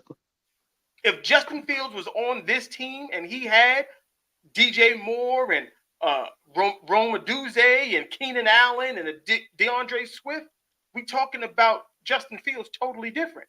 What he's doing in Pittsburgh is what he would probably be doing in Chicago right now. If they had a competent fucking play caller. I mean, I'm not saying Arthur Jones is the most competent person in the world. I'm just saying if they took his development and used it like how Pittsburgh is using Justin Fields, they probably wouldn't be in the position that they're in. No, it's like you have to have a competent organization. You got to have a competent fucking head coach and a competent play caller. All of the things that they did not have.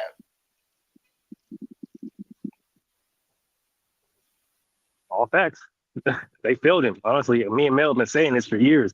Y'all can't bring Tom Brady even spoke on it, right? In his most recent interview. Y'all can't bring people in and expect them to change the world or to change your organization when you don't help them. You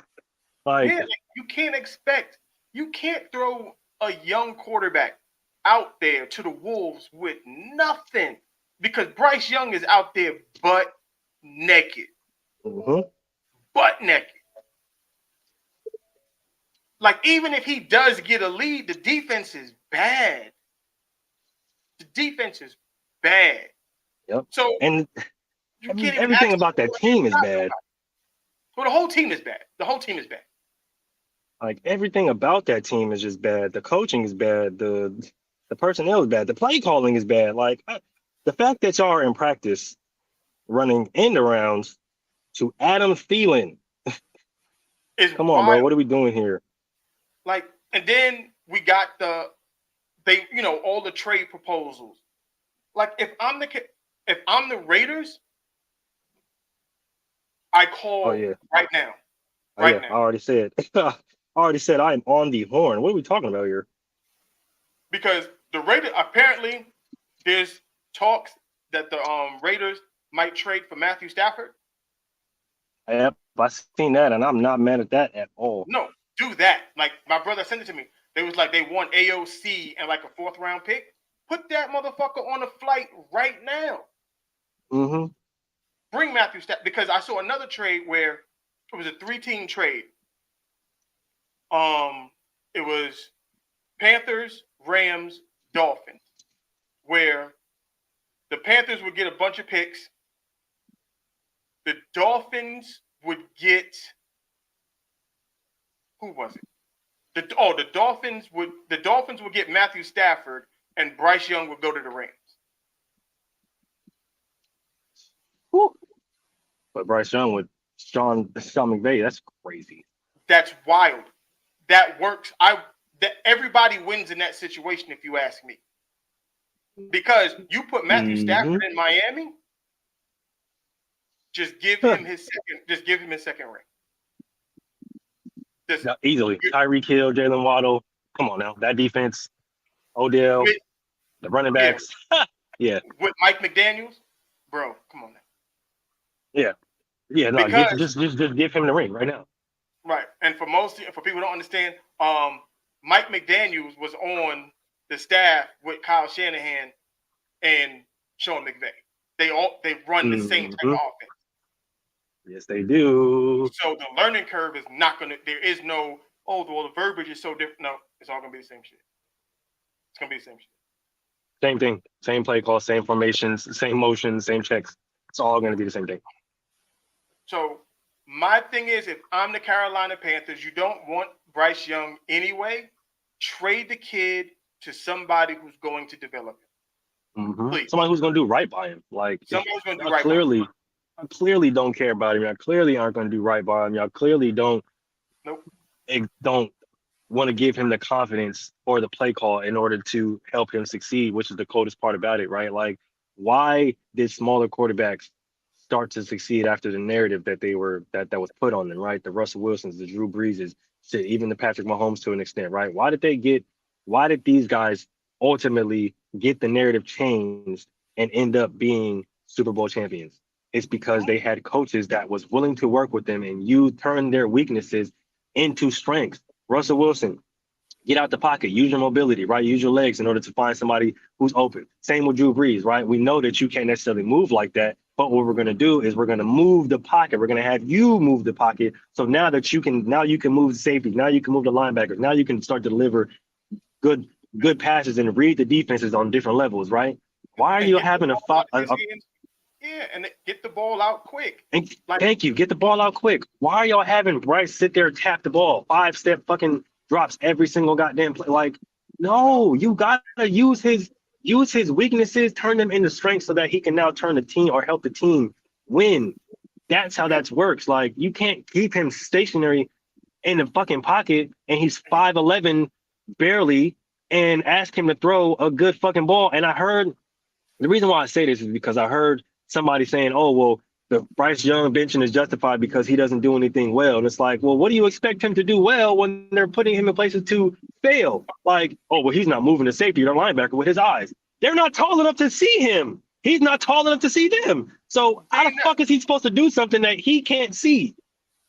They're not good enough. He doesn't have weapons around him good enough to do anything well. And I promise you, Mel, when you look at the overall analytics of this, of the Panthers team, I promise you, their yardage of separation, their separation percentage is going to be shit low because none of them boys out there can get fucking separation.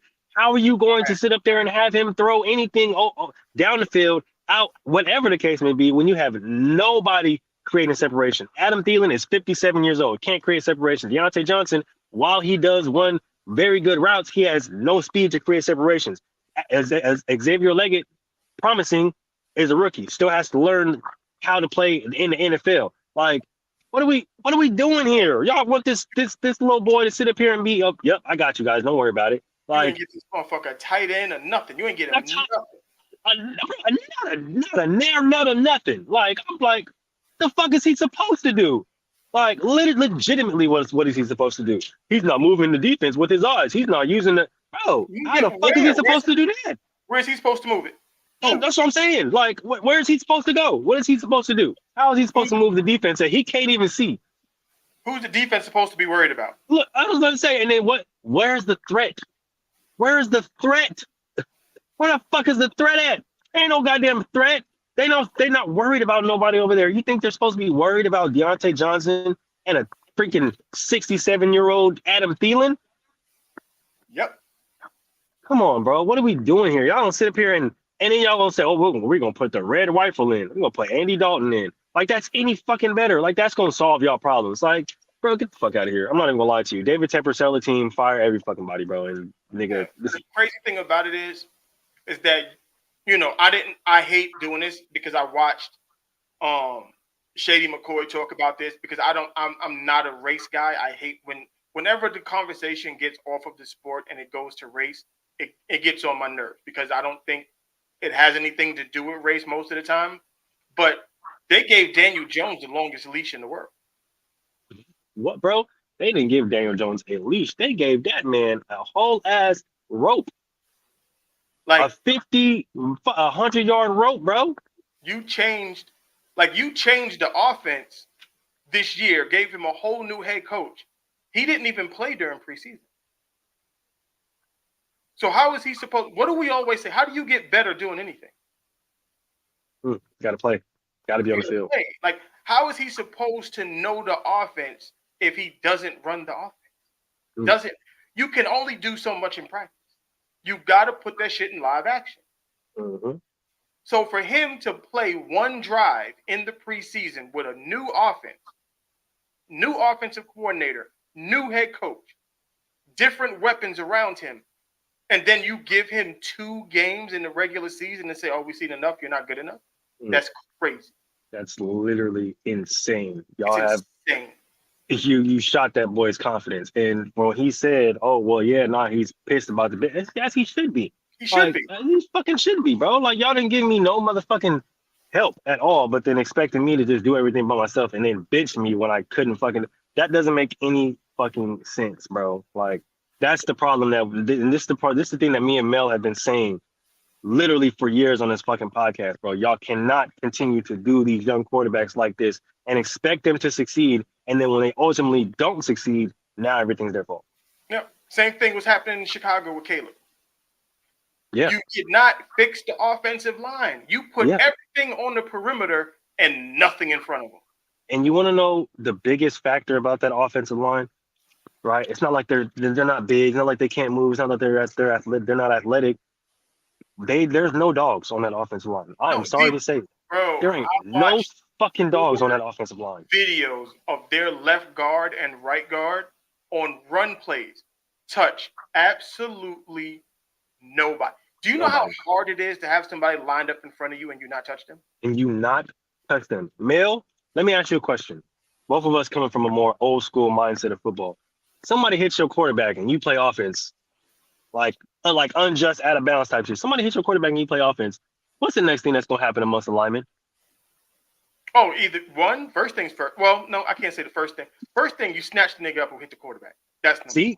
And that's the thing, right? So during that Thursday night game when Aziz Shahir hits Caleb Williams out of bounds and you got that nigga sitting here punching on your whole fucking sideline and don't nobody snatch this nigga? Don't nobody sit up here and say, nah, coach, I got that fine? Nope. Oh, yeah, see, y'all have no dogs, bro. None, zero. And I say this, I will stand on this every single day, twice on Sunday. The team will take on the personality of its head coach every single time. If you got a pussy head coach, your team gonna be pussy. You got a hard-nosed coach, you're gonna have a hard-nosed team. Look at Dan Campbell. The second Dan Campbell took over the Lions, the culture changed. Culture changed. The second Bill Belichick got to the Patriots, the culture changed. Bill Parcells, I'm sorry. And then they followed it up with Bill Belichick. The reason why the Miami Dolphins are exactly what Mike McDaniel is. Flashy, innovative, all of those things, but not tough. This is why the defense, even though they have a bunch of dogs on defense, the defense doesn't matter to them. Because there's no way that you can have all the guys that they have, the Bradley Chubbs and the Jordan Poyer now, and J Ram, and all of these guys, and your defense still subpar.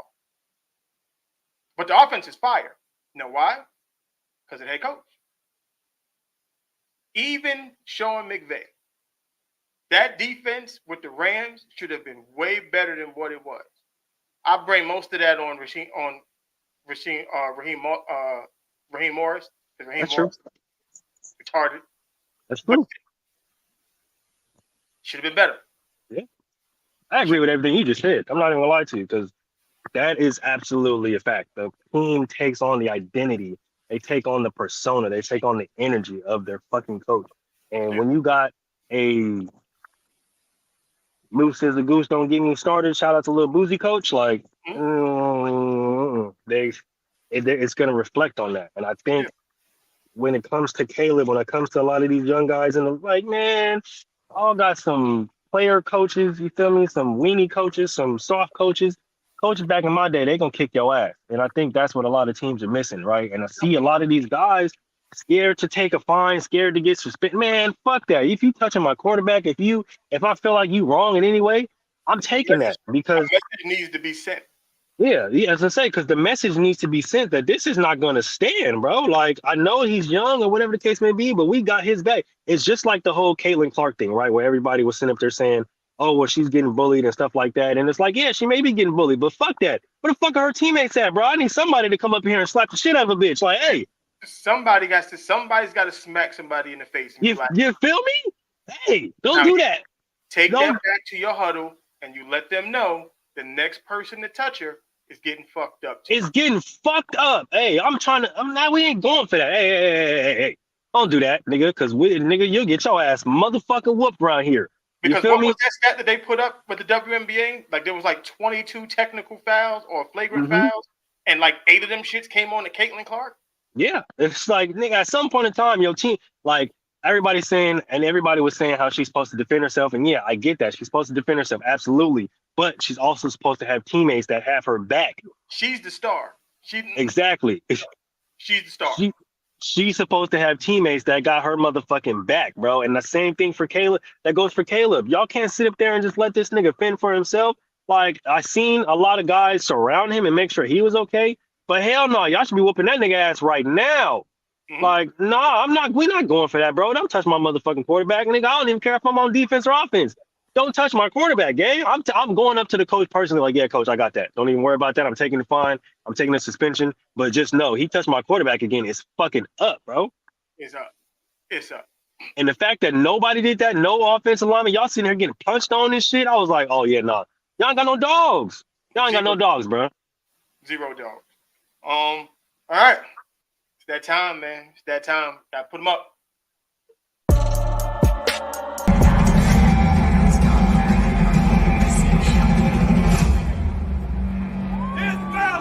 It's the fourth quarter. Get those scores up.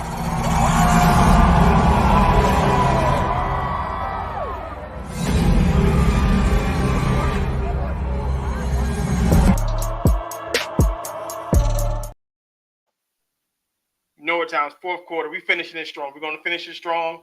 Coming down the pipe. So here we go. We're going to know how we do it now. We got to recap last week. Let's kick it in. Week 2 of the NFL season is over. Holy shit, that was fucking beautiful to watch. This is what happened in every game. Hawaiian Daniel Jones, a.k.a. Humpty fucking Dumpty Doe, head first into the most fragile object in the NFL, and you know the rest. In all seriousness, the man should retire, because his grandkids are going to want to ask him all about the social economic impact of his Hawk Tua podcast. San Fran are like the Avengers after Thanos snapped his fingers. How is half the fucking team on IR? And how the fuck has Minnesota beat this team 2 years in a row?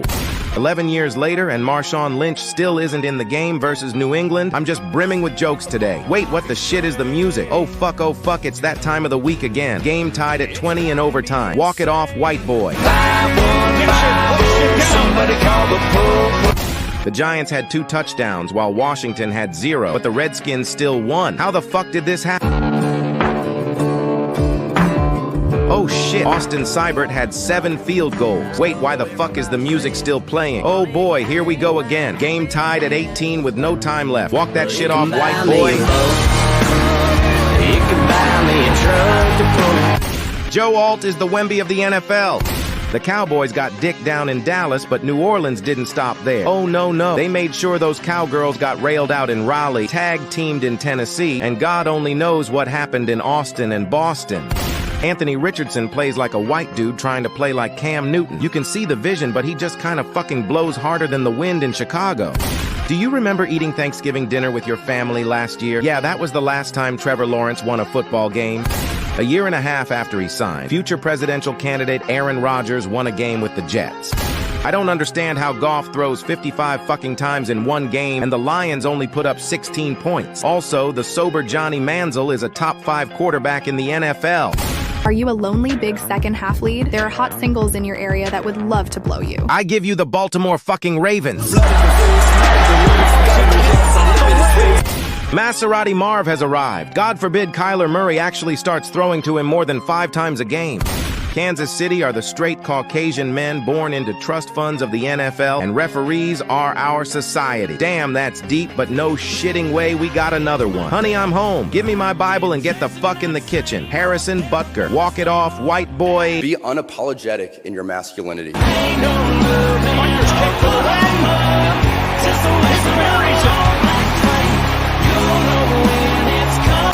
You are currently watching a representation of how ass the Denver Broncos offense is. Enjoy. Caleb Williams drops back to pass. Here comes the fucking blitz. Rah! The Eagles, led by Saquon Butterfingers Barkley, just choked in front of America. When will motherfuckers learn that prevent defense doesn't work? There is no reason why Atlanta having a 2% chance to win on Poly Market turns into the easiest touchdown drive of Kirk Cousins' underwhelming career. Holy shit, what a week of football. If you want these recaps every week, fucking follow me at Poly Market Sports Pookie.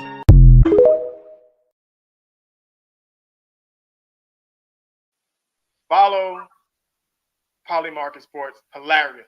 Wait, I'm gonna do this every week, so just know every week I'm doing it. Every week, and I ain't gonna lie to you, it's gonna be a regular segment on the show because that man is hilarious. Yeah.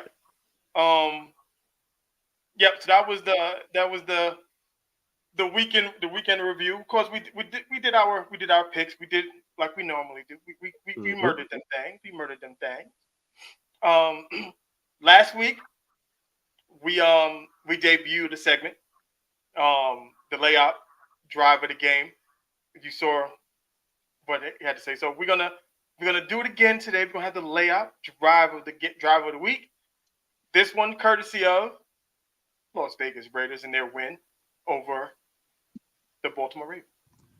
Peace and blessings, y'all. This your boy Dre, Mr. Live at Your Own Pace. Man, it's Friday and I'm feeling good.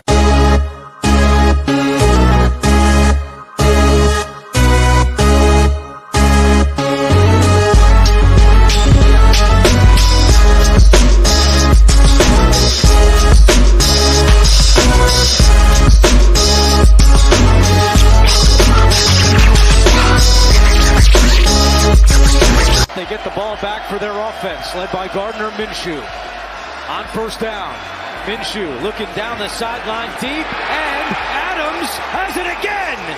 That is number 17 going across the formation and settling in the slot, Devontae Adams. Minshew, Bowers is wide open. Another Las Vegas first down for Brock Bowers in the slot. Minshew looking for Bowers. He's got it again! Because of the fighting and going back and forth between the two. White. No, it's Minshew. Touchdown! That was a grown man professional football drive.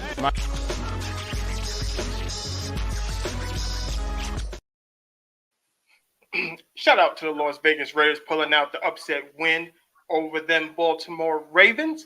Yes, sir. It was a good game. It was tough. I didn't think they was gonna pull that shit out in the second half. It was a bit dicey. A lot of criticism coming towards Lamar. Again, I don't believe all of this is Lamar's fault. I do believe as an offensive coordinator, if you brought in Derrick Henry and you have a 10-point lead, you might want to give the ball to your 240-pound running back. You see, Mel, that's the reason why I'm coming up with a new segment, right, for next week and be ready next week. It's called Dickhead of the Week. All right? Because a lot of y'all be doing dumbass shit and they want to sit up here and blame other people. Oh, it was Lamar's fault. Oh, no, nigga. It was your fault, okay? John Harbaugh, I'm talking to you. All right? Whoever the fuck the offensive coordinator is over there, I'm talking to you. I don't know what the fuck y'all doing right now. I ain't even gonna lie to you. The fact that y'all sitting up here running, and it's crazy because when I fucking tell y'all, I know what I'm talking about when it comes to this goddamn football shit. I know what I'm talking about when it comes to this football shit. Last week, the week before last week, I said, why are we running the ball? Why are we running powers or dives straight into the teeth of the fucking defense? Yep. When all Derrick Henry's money comes from outside zone runs. What the fuck did the Ravens do this week? Hella outside zone fucking runs. So when you think about that and you pair that with the 245 fucking 6 foot plus back that runs a 4.3, you don't think that, maybe we should just take what we've been getting the whole entire game and just live to fight another day. What makes it crazy is that you got the fullback Ricard, who's 340 pounds. Mm-hmm. You have a tailback that's 240 pounds. Mm-hmm. Bro, I am pounding you into submission. Like, I got 10 yards. You would think so. And 600 pounds of running backs coming at you. Come on, man. Like, what was the point of bringing Derrick Henry if you're not going to give him? Yeah. And I'm sorry. You're not gonna, and then the dumbass, like I said, it's going to be a dumbass of the week, like I said, because John Harbaugh, don't ever sit up here and tell me some dumb shit like that ever again. Yeah, because we didn't bring him here to give him 30. The fuck out of here. Yeah, because your brother is running the fuck out the ball. He don't care. J.K. Dobbins, I could have swore he tore his Achilles last year. Yeah, he did. Yeah, he did. Oh, it seemed like Jim don't give a fuck. Hey, nigga, you gonna run this fucking ball today. You gonna run that shit. You gonna run it. Like, the nigga play running back, bro. I don't want to hear, no, I'm not going to put the ball in his stomach 30 times. We didn't bring him here for that. The fuck I did. Yes, you did. Yes, I did. You most certainly did. Like, what the fuck are we talking? See, that's the reason why. This is the reason why. See, he's one of them. And Nick Sirianni, count your motherfucking days. Now, I'm going to get to the Eagles shit right now. Like, when people don't understand, everybody's like, okay, put like this. I'm not mad at the call. Saquon has to make the play. True. That's true. Saquon has to catch that pass, 100%. But coaching is coaching, and you must understand situation. Mm-hmm. If you are playing a team and they have no timeouts, mm-hmm. and there's 1 minute and 13 seconds left, mm-hmm. and it's third down, mm-hmm. run the ball, pick up what you pick up, and just let the clock run. So, because time is your 12th man. Time is your 12th man. This is coaching 101, dog. This is what they bitch about understanding when to use timeouts, when not to use timeouts, when to run the ball, just because you want to keep the clock running. Mm-hmm. Literally. I was just confused because, first of all, you start off the game with some dumbassity, like pure, unadulterated dumbassity by having them go for it on fourth down, and you pick the pass play, first and foremost, when Saquon is literally averaging 9.7 yards a carry in the first half. Like, quite literally, those are the numbers. You pass the ball when your running back is averaging 9 yards a carry. You go for it on fourth down when you could have just took the fucking points. And you end up losing by 1 fucking point. And then on top of that, you decide that you want to pass the ball to prove a fucking point at the end of the game. Like I said, not mad at the play call, but hey, sorry, run. I'm always gonna elect to run the ball. But a team that has no timeouts, zero, absolutely zero. A team that has a quarterback that is not stationary in the least. You're not gonna blitz them not one fucking time, not an ounce of pressure when they have no timeouts? Zero. Prevent defense only prevents you from winning the game. Thank you. Prevent defense only prevents you from winning a fucking game because I didn't see not nobody press. I didn't see not one blitz. I didn't see no stunts. I'm like, y'all really finna sit up here and let Kirk Cousins out of all goddamn people go down the fucking league, go down the field and win this game? It's Kirk Cousins, dog. No. You know Captain Kirk gonna throw you a pick. You know it. And you still just let Kirk Cousins sit back there, pat the ball, and throw out routes the whole time. What is the okay, bro? If you have to go the length of you have to score a touchdown now. You ain't got it. You're not getting a field goal. You got to score a touchdown. A touchdown. Why don't you tell your cornerbacks put your back to the sidelines and you tackle everything in bounds? Everything. These motherfuckers was catching passes and getting out of bounds and doing silly shit because y'all stupid. Doing the wave pointing fucking first down and shit, bro. Like, I'm like, are y'all no pressure, no blitz, not once, not even a little bit. I'm like, okay. I guess y'all can lose this fucking game. You drafted Nolan Smith to be an edge rusher. Where the fuck is Nolan Smith? Thank you. Where the fuck is Nolan at? I don't get it. Like, where is he at? You didn't play Jordan Davis because he missed a team event, which wasn't technically part of the actual team. It was like sanctioned by like coaches or anything like that. It was sanctioned by the team. So you didn't play him for that reason. It's not like he missed like a coaches meeting or anything like that or a positional meeting. He missed the team event, which was, according to reports, a team bonding event that was orchestrated by the team, and you didn't play him, which probably would have came in handy considering that you had no rush up the fucking middle the whole goddamn game. And you were getting legitimately carved by Bijan Robinson through the A gap and B gap all fucking game. Wonder why that happened. This whole not playing people because you mad at them is ridiculous. It's the dumbest shit ever. I got an attitude, so I'm not gonna play you. That sounds womanish to me. I'm not gonna lie to you. Womanish. It's like, dog, take this fine, don't ever miss it again. But I'm not gonna sacrifice winning games because I'm mad at you. Because I got a little attitude. What the fuck is wrong? That sounds womanish. Okay. Bill Belichick lost the Super Bowl because he was mad at a defensive back. Cook. He was upset at a defensive back and lost a fucking Super Bowl. You was mad at Jordan Davis for missing a goddamn meeting, a team event, and y'all lost the game by 1 fucking point. Yeah, no, Nick Sirianni, like I said, count your motherfucking days, dog, because ever since you got there, you've been doing dickhead ass shit, and you might be a candidate for dickhead of the year. Promise you. He done. I'm gonna tell you this, he another one. If he makes it past week 10, I'll be shocked. I swear I'll be surprised because there's no way you should make it past week 3 at this point. You should be fired next week. I'm not even gonna lie to you because a lot of the shit that you have been doing is fireable offenses, bro. Fireable, like crazy work. Okay. Now you saw the layup sponsorship that we got going with those guys over there. Got a new one. It's my guy. Hold on, you can see the shirt. I'm gonna do this. Got the shirt on. My man, Mr. Clay, my man Daryl. That's a silhouette of his son. We got a collab going with them in the works. So what we have now is the Mr. Clay. Question everything, questionable call of the week. And yes, sir. You should know where I'm going with this.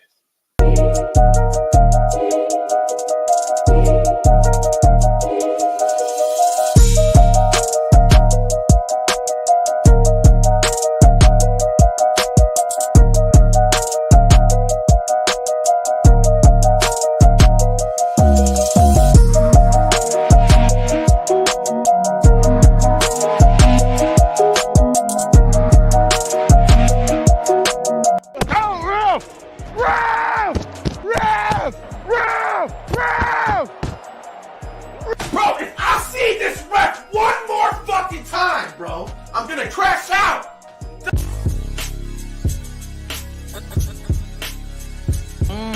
That's right. I say Clay. That's right. He gonna always be Clay to me. He Clay to me. I say Clay. Now, what you are about to witness could not be pulled off by any other team in any other stadium in the National Football League. 4th and 16, 48 seconds on the clock. Death, taxes, and the Kansas City Chiefs somehow, some way, being bailed out. You can't make it up. We've seen it all. Look at this. That is bang, bang. Oh my gosh. No, they can't keep getting away with it. They can't keep getting away with it. What do you want the defender to do? Why wear a ref jersey when you can just put on a Chiefs jersey? This Looks pretty real, doesn't it? The bottom line is, question everything. That was a shitty call, bad call. If you're going to make that call in that situation, then whenever someone throws a Hail Mary pass, you got to call pass interference. Period. You have to. Because that's what happens that's literally what happens on Hail Mary plays. He didn't go through the receiver's back. They both went up. The ball hit him in the face. Quite literally hit him right in his face. Like we cannot keep bailing the Kansas City Chiefs out because of bad play. Like I've watched a video where there's a stat where they said Patrick Mahomes has thrown an interception or had a 4th down 40 times, something like that. And it's been overturned 28 times. Mm-hmm. That's a true stat, by the way. That's crazy. Mm-hmm. Crazy. And it's like, we've got evidence of like the holding calls and the mystery pass interference calls. Like, come on, man. Like, it's bad. It's getting bad. You're bailing them out. They shouldn't have won the Super Bowl. Honestly. I hate when people make excuses for bullshit, okay? Because everybody want to say, oh, that was pass interference. He went to his back. When you're running towards a ball and you leap in the air, your momentum, your inertia is going to propel you forward. When you're running or when you're trying to track a ball and you're backpedaling and you jump, that momentum and inertia is going to take you backwards. Just because they both jumped at the same time and their body was pushing them for propelling them forward and or backwards doesn't make it a pass interference because they made contact. I'm sick of y'all fucking saying that shit because y'all think every single fucking form of receiver DB contact is pass interference. No, y'all gotta learn how physics work. Yeah. Like, y'all gotta learn how physics work, bro. He got there at the perfect time. Yeah, and the defense back has a right to go for the ball as well. Thank you. Everything they have a fair right to go for the ball.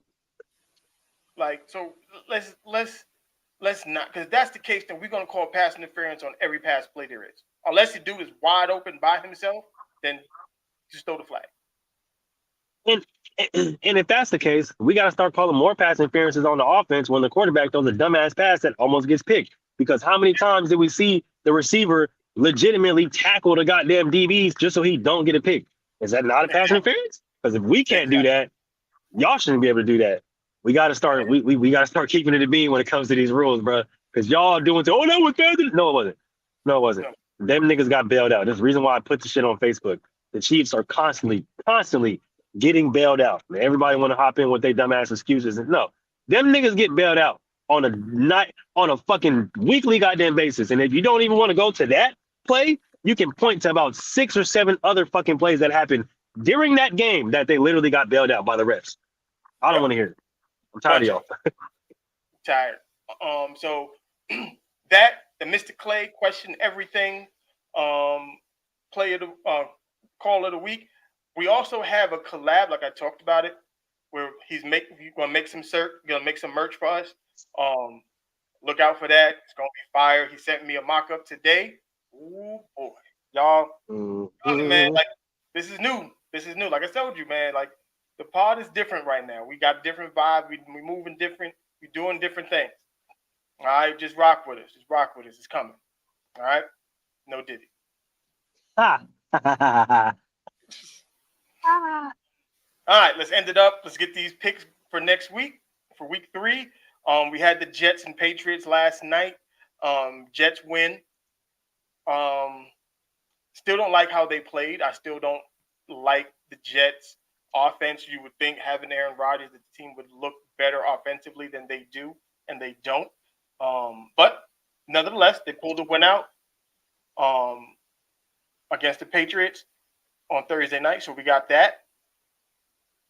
Sunday, Chargers, Steelers. Go Steelers. I think the Chargers is going to fall off that proverbial cliff that they got going on right now. Think so? I'm gonna go Chargers. I know you don't like the Chargers. I know, but I'm a Harbaugh guy. That's my man. That's my guy. I think they keep the train rolling. They go to 3-0. The Steelers are a suspect 2-0 right now. But I'm gonna go. That's a fair statement, though. But I'm gonna go Chargers in this game. Texans, Vikings, another two teams undefeated, 2-0 going into week 3. I'm sticking with the Texans. That's my Super Bowl team, so I'm gonna stick with the Texans in this. Even though surprisingly, Sam Darnold figured out how to play quarterback, but I don't think there's no Justin Jefferson this week. So, yeah, I think that's the only problem that's going on for them right now. No Justin Jefferson, but what I will say is Sam Darnold, man, he said put some respect on my name. But I'm still going with the Texans because they get better every week. Yeah. Every week they play, they get better. Yep. Next up, Saints, Eagles. Like I said, we already talked about Nick Sirianni and what's about to happen with this. It's only going to get worse. The Saints going to beat the shit out the Eagles. And there we go. That's my pick. That offense is fiery and explosive. And if there's a weakness on this daggone Eagles team, it's that damn secondary. Especially with Darius Slay eye violating ass. But I got the Saints. I've been telling people they got a sneaky good roster, and hey, don't be surprised if they upset y'all. Right. Tampa Bay, Denver Broncos. Buccaneers 3-0. Start the season. Easy. Now this game, like I said, these is weird because I didn't expect this team to win last week. But we got Packers Titans. Malik Willis getting his second start, playing against the team who just let him go. So I'm going with the Pack on this. I'm going with the Pack. I'm gonna say go Pack, go as well. You know, this is a revenge game. I think Malik Willis, he's got a chip on his shoulder. He's got something to prove to the Tennessee Titans. But drafting him and then letting him go for Captain Mayo, I think he want to prove who's the better quarterback this Sunday. So I'm gonna go with the Pack. He don't like them, and he's gonna be very petty this weekend. He's gonna be very petty. Oh, and then I didn't put the video up, but the video is coming. Moolage was the one who coined that the Steeler game last week was going to be very petty, and then ironically, Justin Fields came out and said that Russ got the petty ball, and I don't know. I don't know. I'm just saying. I don't know. Who does this? Next up, Giants and the Browns. I am definitely playing the Browns defense this week in fantasy football. A lot of points in that game for my Browns defense. Browns easy. I feel like we had this game already, but we didn't. Bears, Colts. I'm taking the Bears. Bears get their second win of the season.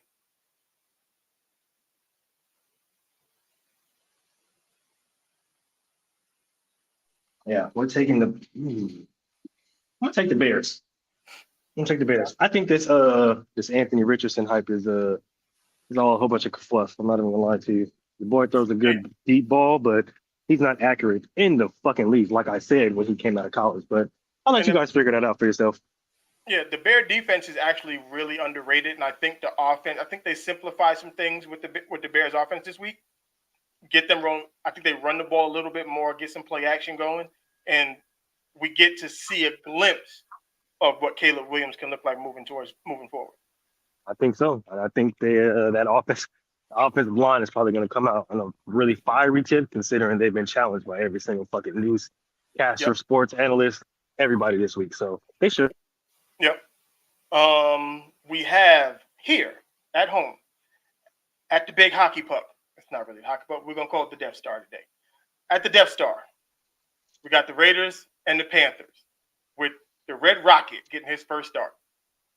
Yeah, if this isn't a destroyed game, like I'm talking about an utterly destroyed game, like I want Andy Dalton dismantled to the point where they're like, all right, well, we're gonna go ahead and get Bryce back his spot because that was absolutely horrible. Like I want Andy Dalton to be embarrassed. Because what did they put up?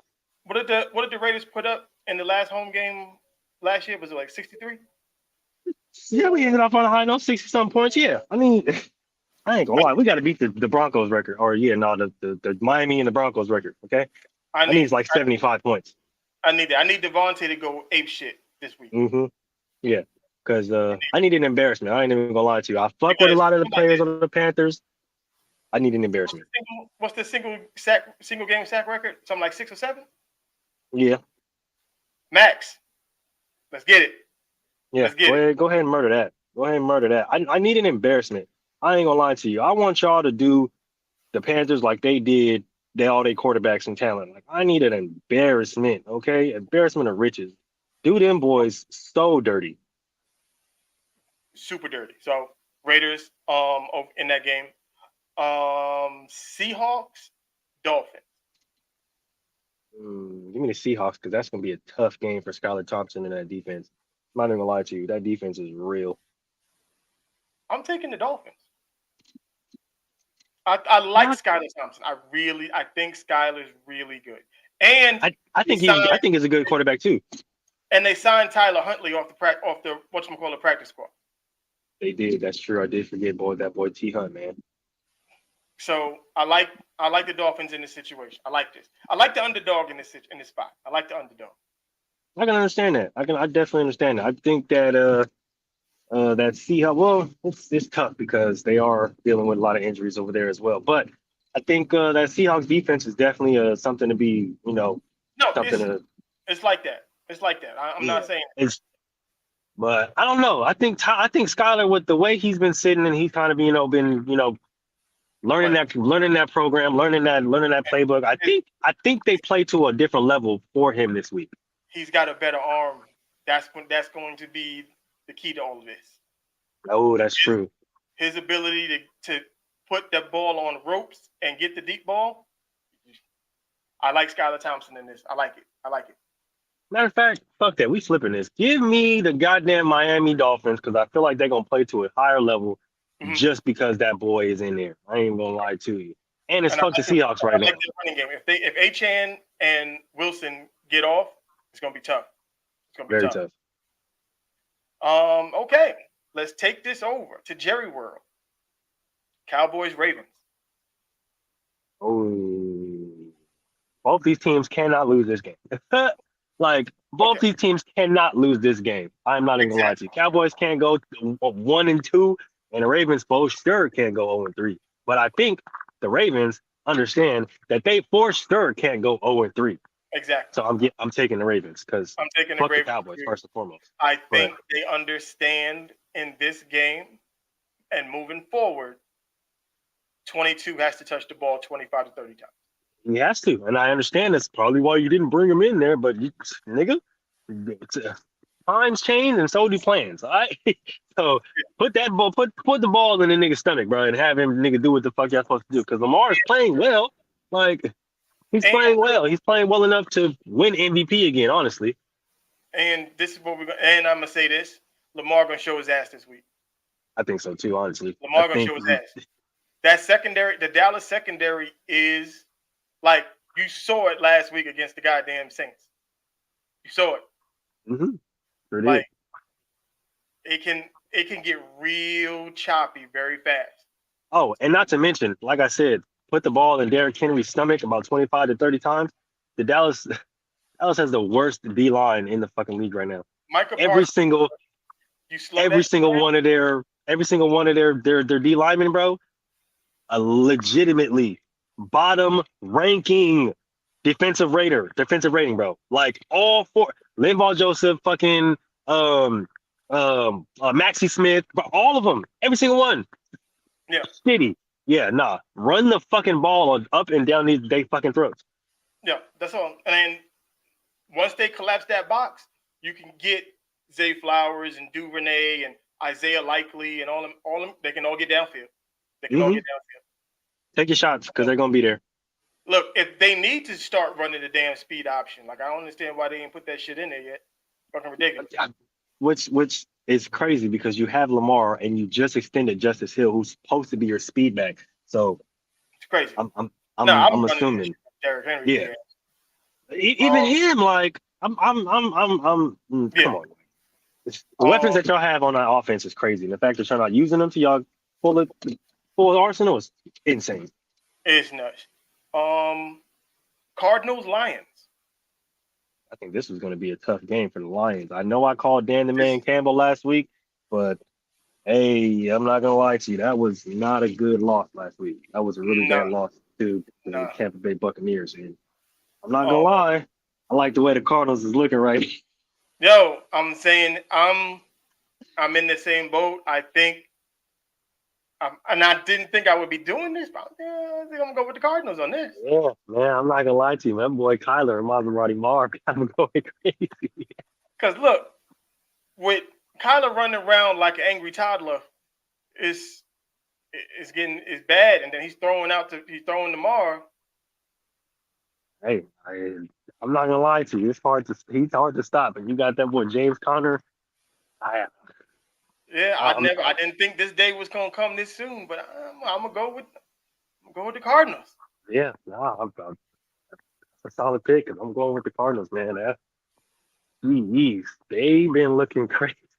Yeah, they should be 3-0 right now.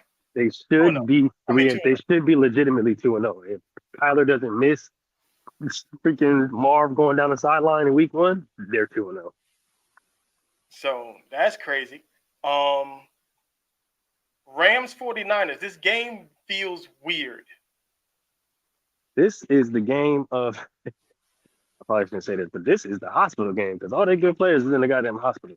That's why I said it feels weird. Like it sounded good on paper when they did it, and then we're here in week 3 and it doesn't feel the same. Not even remotely because everybody's on IR, which is tragic for them. But I mean, hey, what can you do? As much as I want to take the Rams in this, I'm not going to do it. I still trust Brock Purdy more than I trust that Rams offense without Cooper Kupp and Puka. Right. The way I'm looking at this is if the Rams can lose a couple more games, there's a better chance the Raiders can get Matthew Stafford. Yes. So that's what I'm hoping for. So I'm gonna take the 49ers in it. I'm gonna go 49ers because they say it's supposed to be an ultimate test for Brock Purdy. But me and you have been on this train for the longest time. We think Brock Purdy is a good quarterback and will step to the plate when asked to do so. So I got the Niners. Let's take it to the A. Chiefs Falcons. I'm taking Atlanta.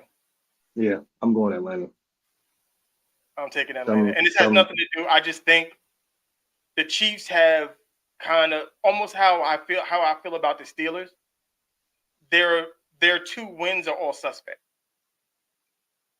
So I think the Falcons pull this off. I think the Chiefs are gonna have a real big problem with Bijan Robinson.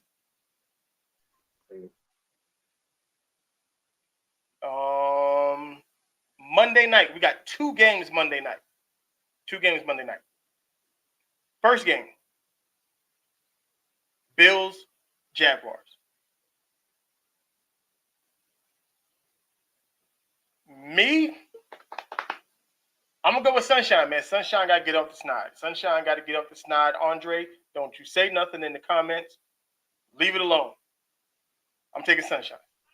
Yeah, that Jaguars offense can't possibly continue to operate like that. Give me the Jags. And I think the Bills going to fall down a few levels this week. Yeah. And the second game Monday night, well, it's weird. I think they're playing them at the same time because one is at 4:30 and the other one is at 5:15, which is wild. Bengals, Commanders.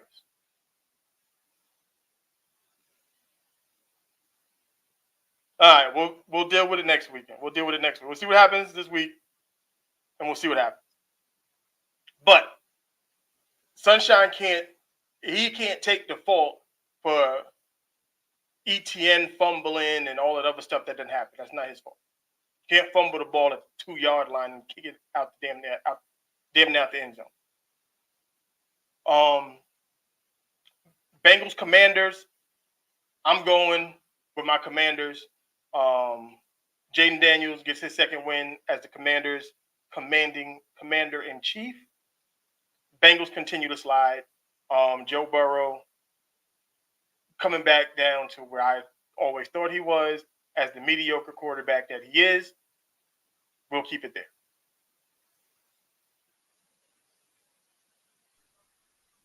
I got not the Bengals because they are operating in turmoil right now. Everything is going wrong. Jamar Chase is upset. Joe Burrow isn't playing very well. They have no running game existence. I'm not even gonna lie to you. I know that they're banking on Zach Moss. Fuck out of here. Yep. So fuck out of here. And their defense is playing shitty. So I think they're gonna lose. I'm not gonna lie to you. I think that a lot of people are, the Bengals always start 0-2 and no one ever panics. But y'all better start panicking when they start 0-3 because it's gonna happen. yes, you can panic. It's time to panic right now. All right. So those are the picks. That's the show. You know how we do it on a Football Friday. And we ran long this week. We did a 2-hour show. Wasn't a plan, but we knew this was going to be one of those ones. I told you that before it started. Definitely. We definitely did say it. We're going to get cracking in the show. Yep. So, with all that being said, we appreciate everybody coming through. Andre in the chat, as always, man. Appreciate you, nephew. All the new subscribers, all the new followers. Everybody, we appreciate you. Check out new sponsor, Mr. Clay. I will put the link in the bio and on the video, so go check out his clothing. It's all fire. Merch is dope. Check out Layup and their stuff. I got one more coming. I got one more. That'll be for the MVP. I mean, for the week MVP. Best. Yep. Yep. So and everybody who's in my DMs talking about how great the show is, how great the pod is, y'all doing some great things. Bring your comments to the pod. Bring them to the show. We're going to put them up on camera. We're going to put them up on screen. But support like that goes a long way. It helps us push the algorithm forward, helps us get a lot more lives and likes and comments on our page. So I know a lot of guys, they're on the Facebooks, they're on the Instagrams and stuff like that. But please try to bring your attention, try to bring that energy to the YouTube so that we can be pushed forward more in the algorithm. Yeah. And then shout out to everybody on TikTok who's been going up because the TikTok has been blowing up. We're almost to 1,000 subs on TikTok. We're gaining 5 to 10 subs every day. Love everybody who's doing that. And once we get to the 1,000, we can start doing lives on the TikTok. That's the goal. Yes, sir. That is the goal. Because a lot of y'all be egregious on that goddamn TikTok talking sports. And me and Mel are finna come cook y'all. Oh yes. Oh yeah. We it's all coming. Like we got it. We appreciate everybody for coming through, doing what they do. We can't do this without y'all. The climb to the top of the mountain is still going. We're almost there, man. We're almost there. We're almost there. Everybody on YouTube, we're almost at 3K. Like I said, the goal by February is to be at 10K. We're almost there. We're grinding. We're doing it. Yeah, we're cooking. So make sure you're here when the food ready. Yep, we appreciate everybody for coming through. Till next week. Remember, check out Basket to Basket. Even though it's not basketball season, they still cooking over there. Got some dope ass shows over there. Gentlemen's Talk. Get in the Gentleman Talk chat, man. Talk to them, man. Shout out to my brothers over there and everybody over there. It's always a good time. Always a good time. PVT, I gotta figure out some space so I can get over there. Again, get there with my boys, DJ Michael B, Will, and of course, Moolage. And then on Fridays, the boys are back. We here. We always here on Friday. Yes, sir. Keep, just stay engaged, stay intact. The pod is coming. It's about to go boom, man. It's about to go boom. All right? Keep rocking with us. You will see us on the bigger platform real soon. Real soon. All right? Peace out. Y'all have a good one. Yeah, come on, push a button. Push the goddamn button. Push a goddamn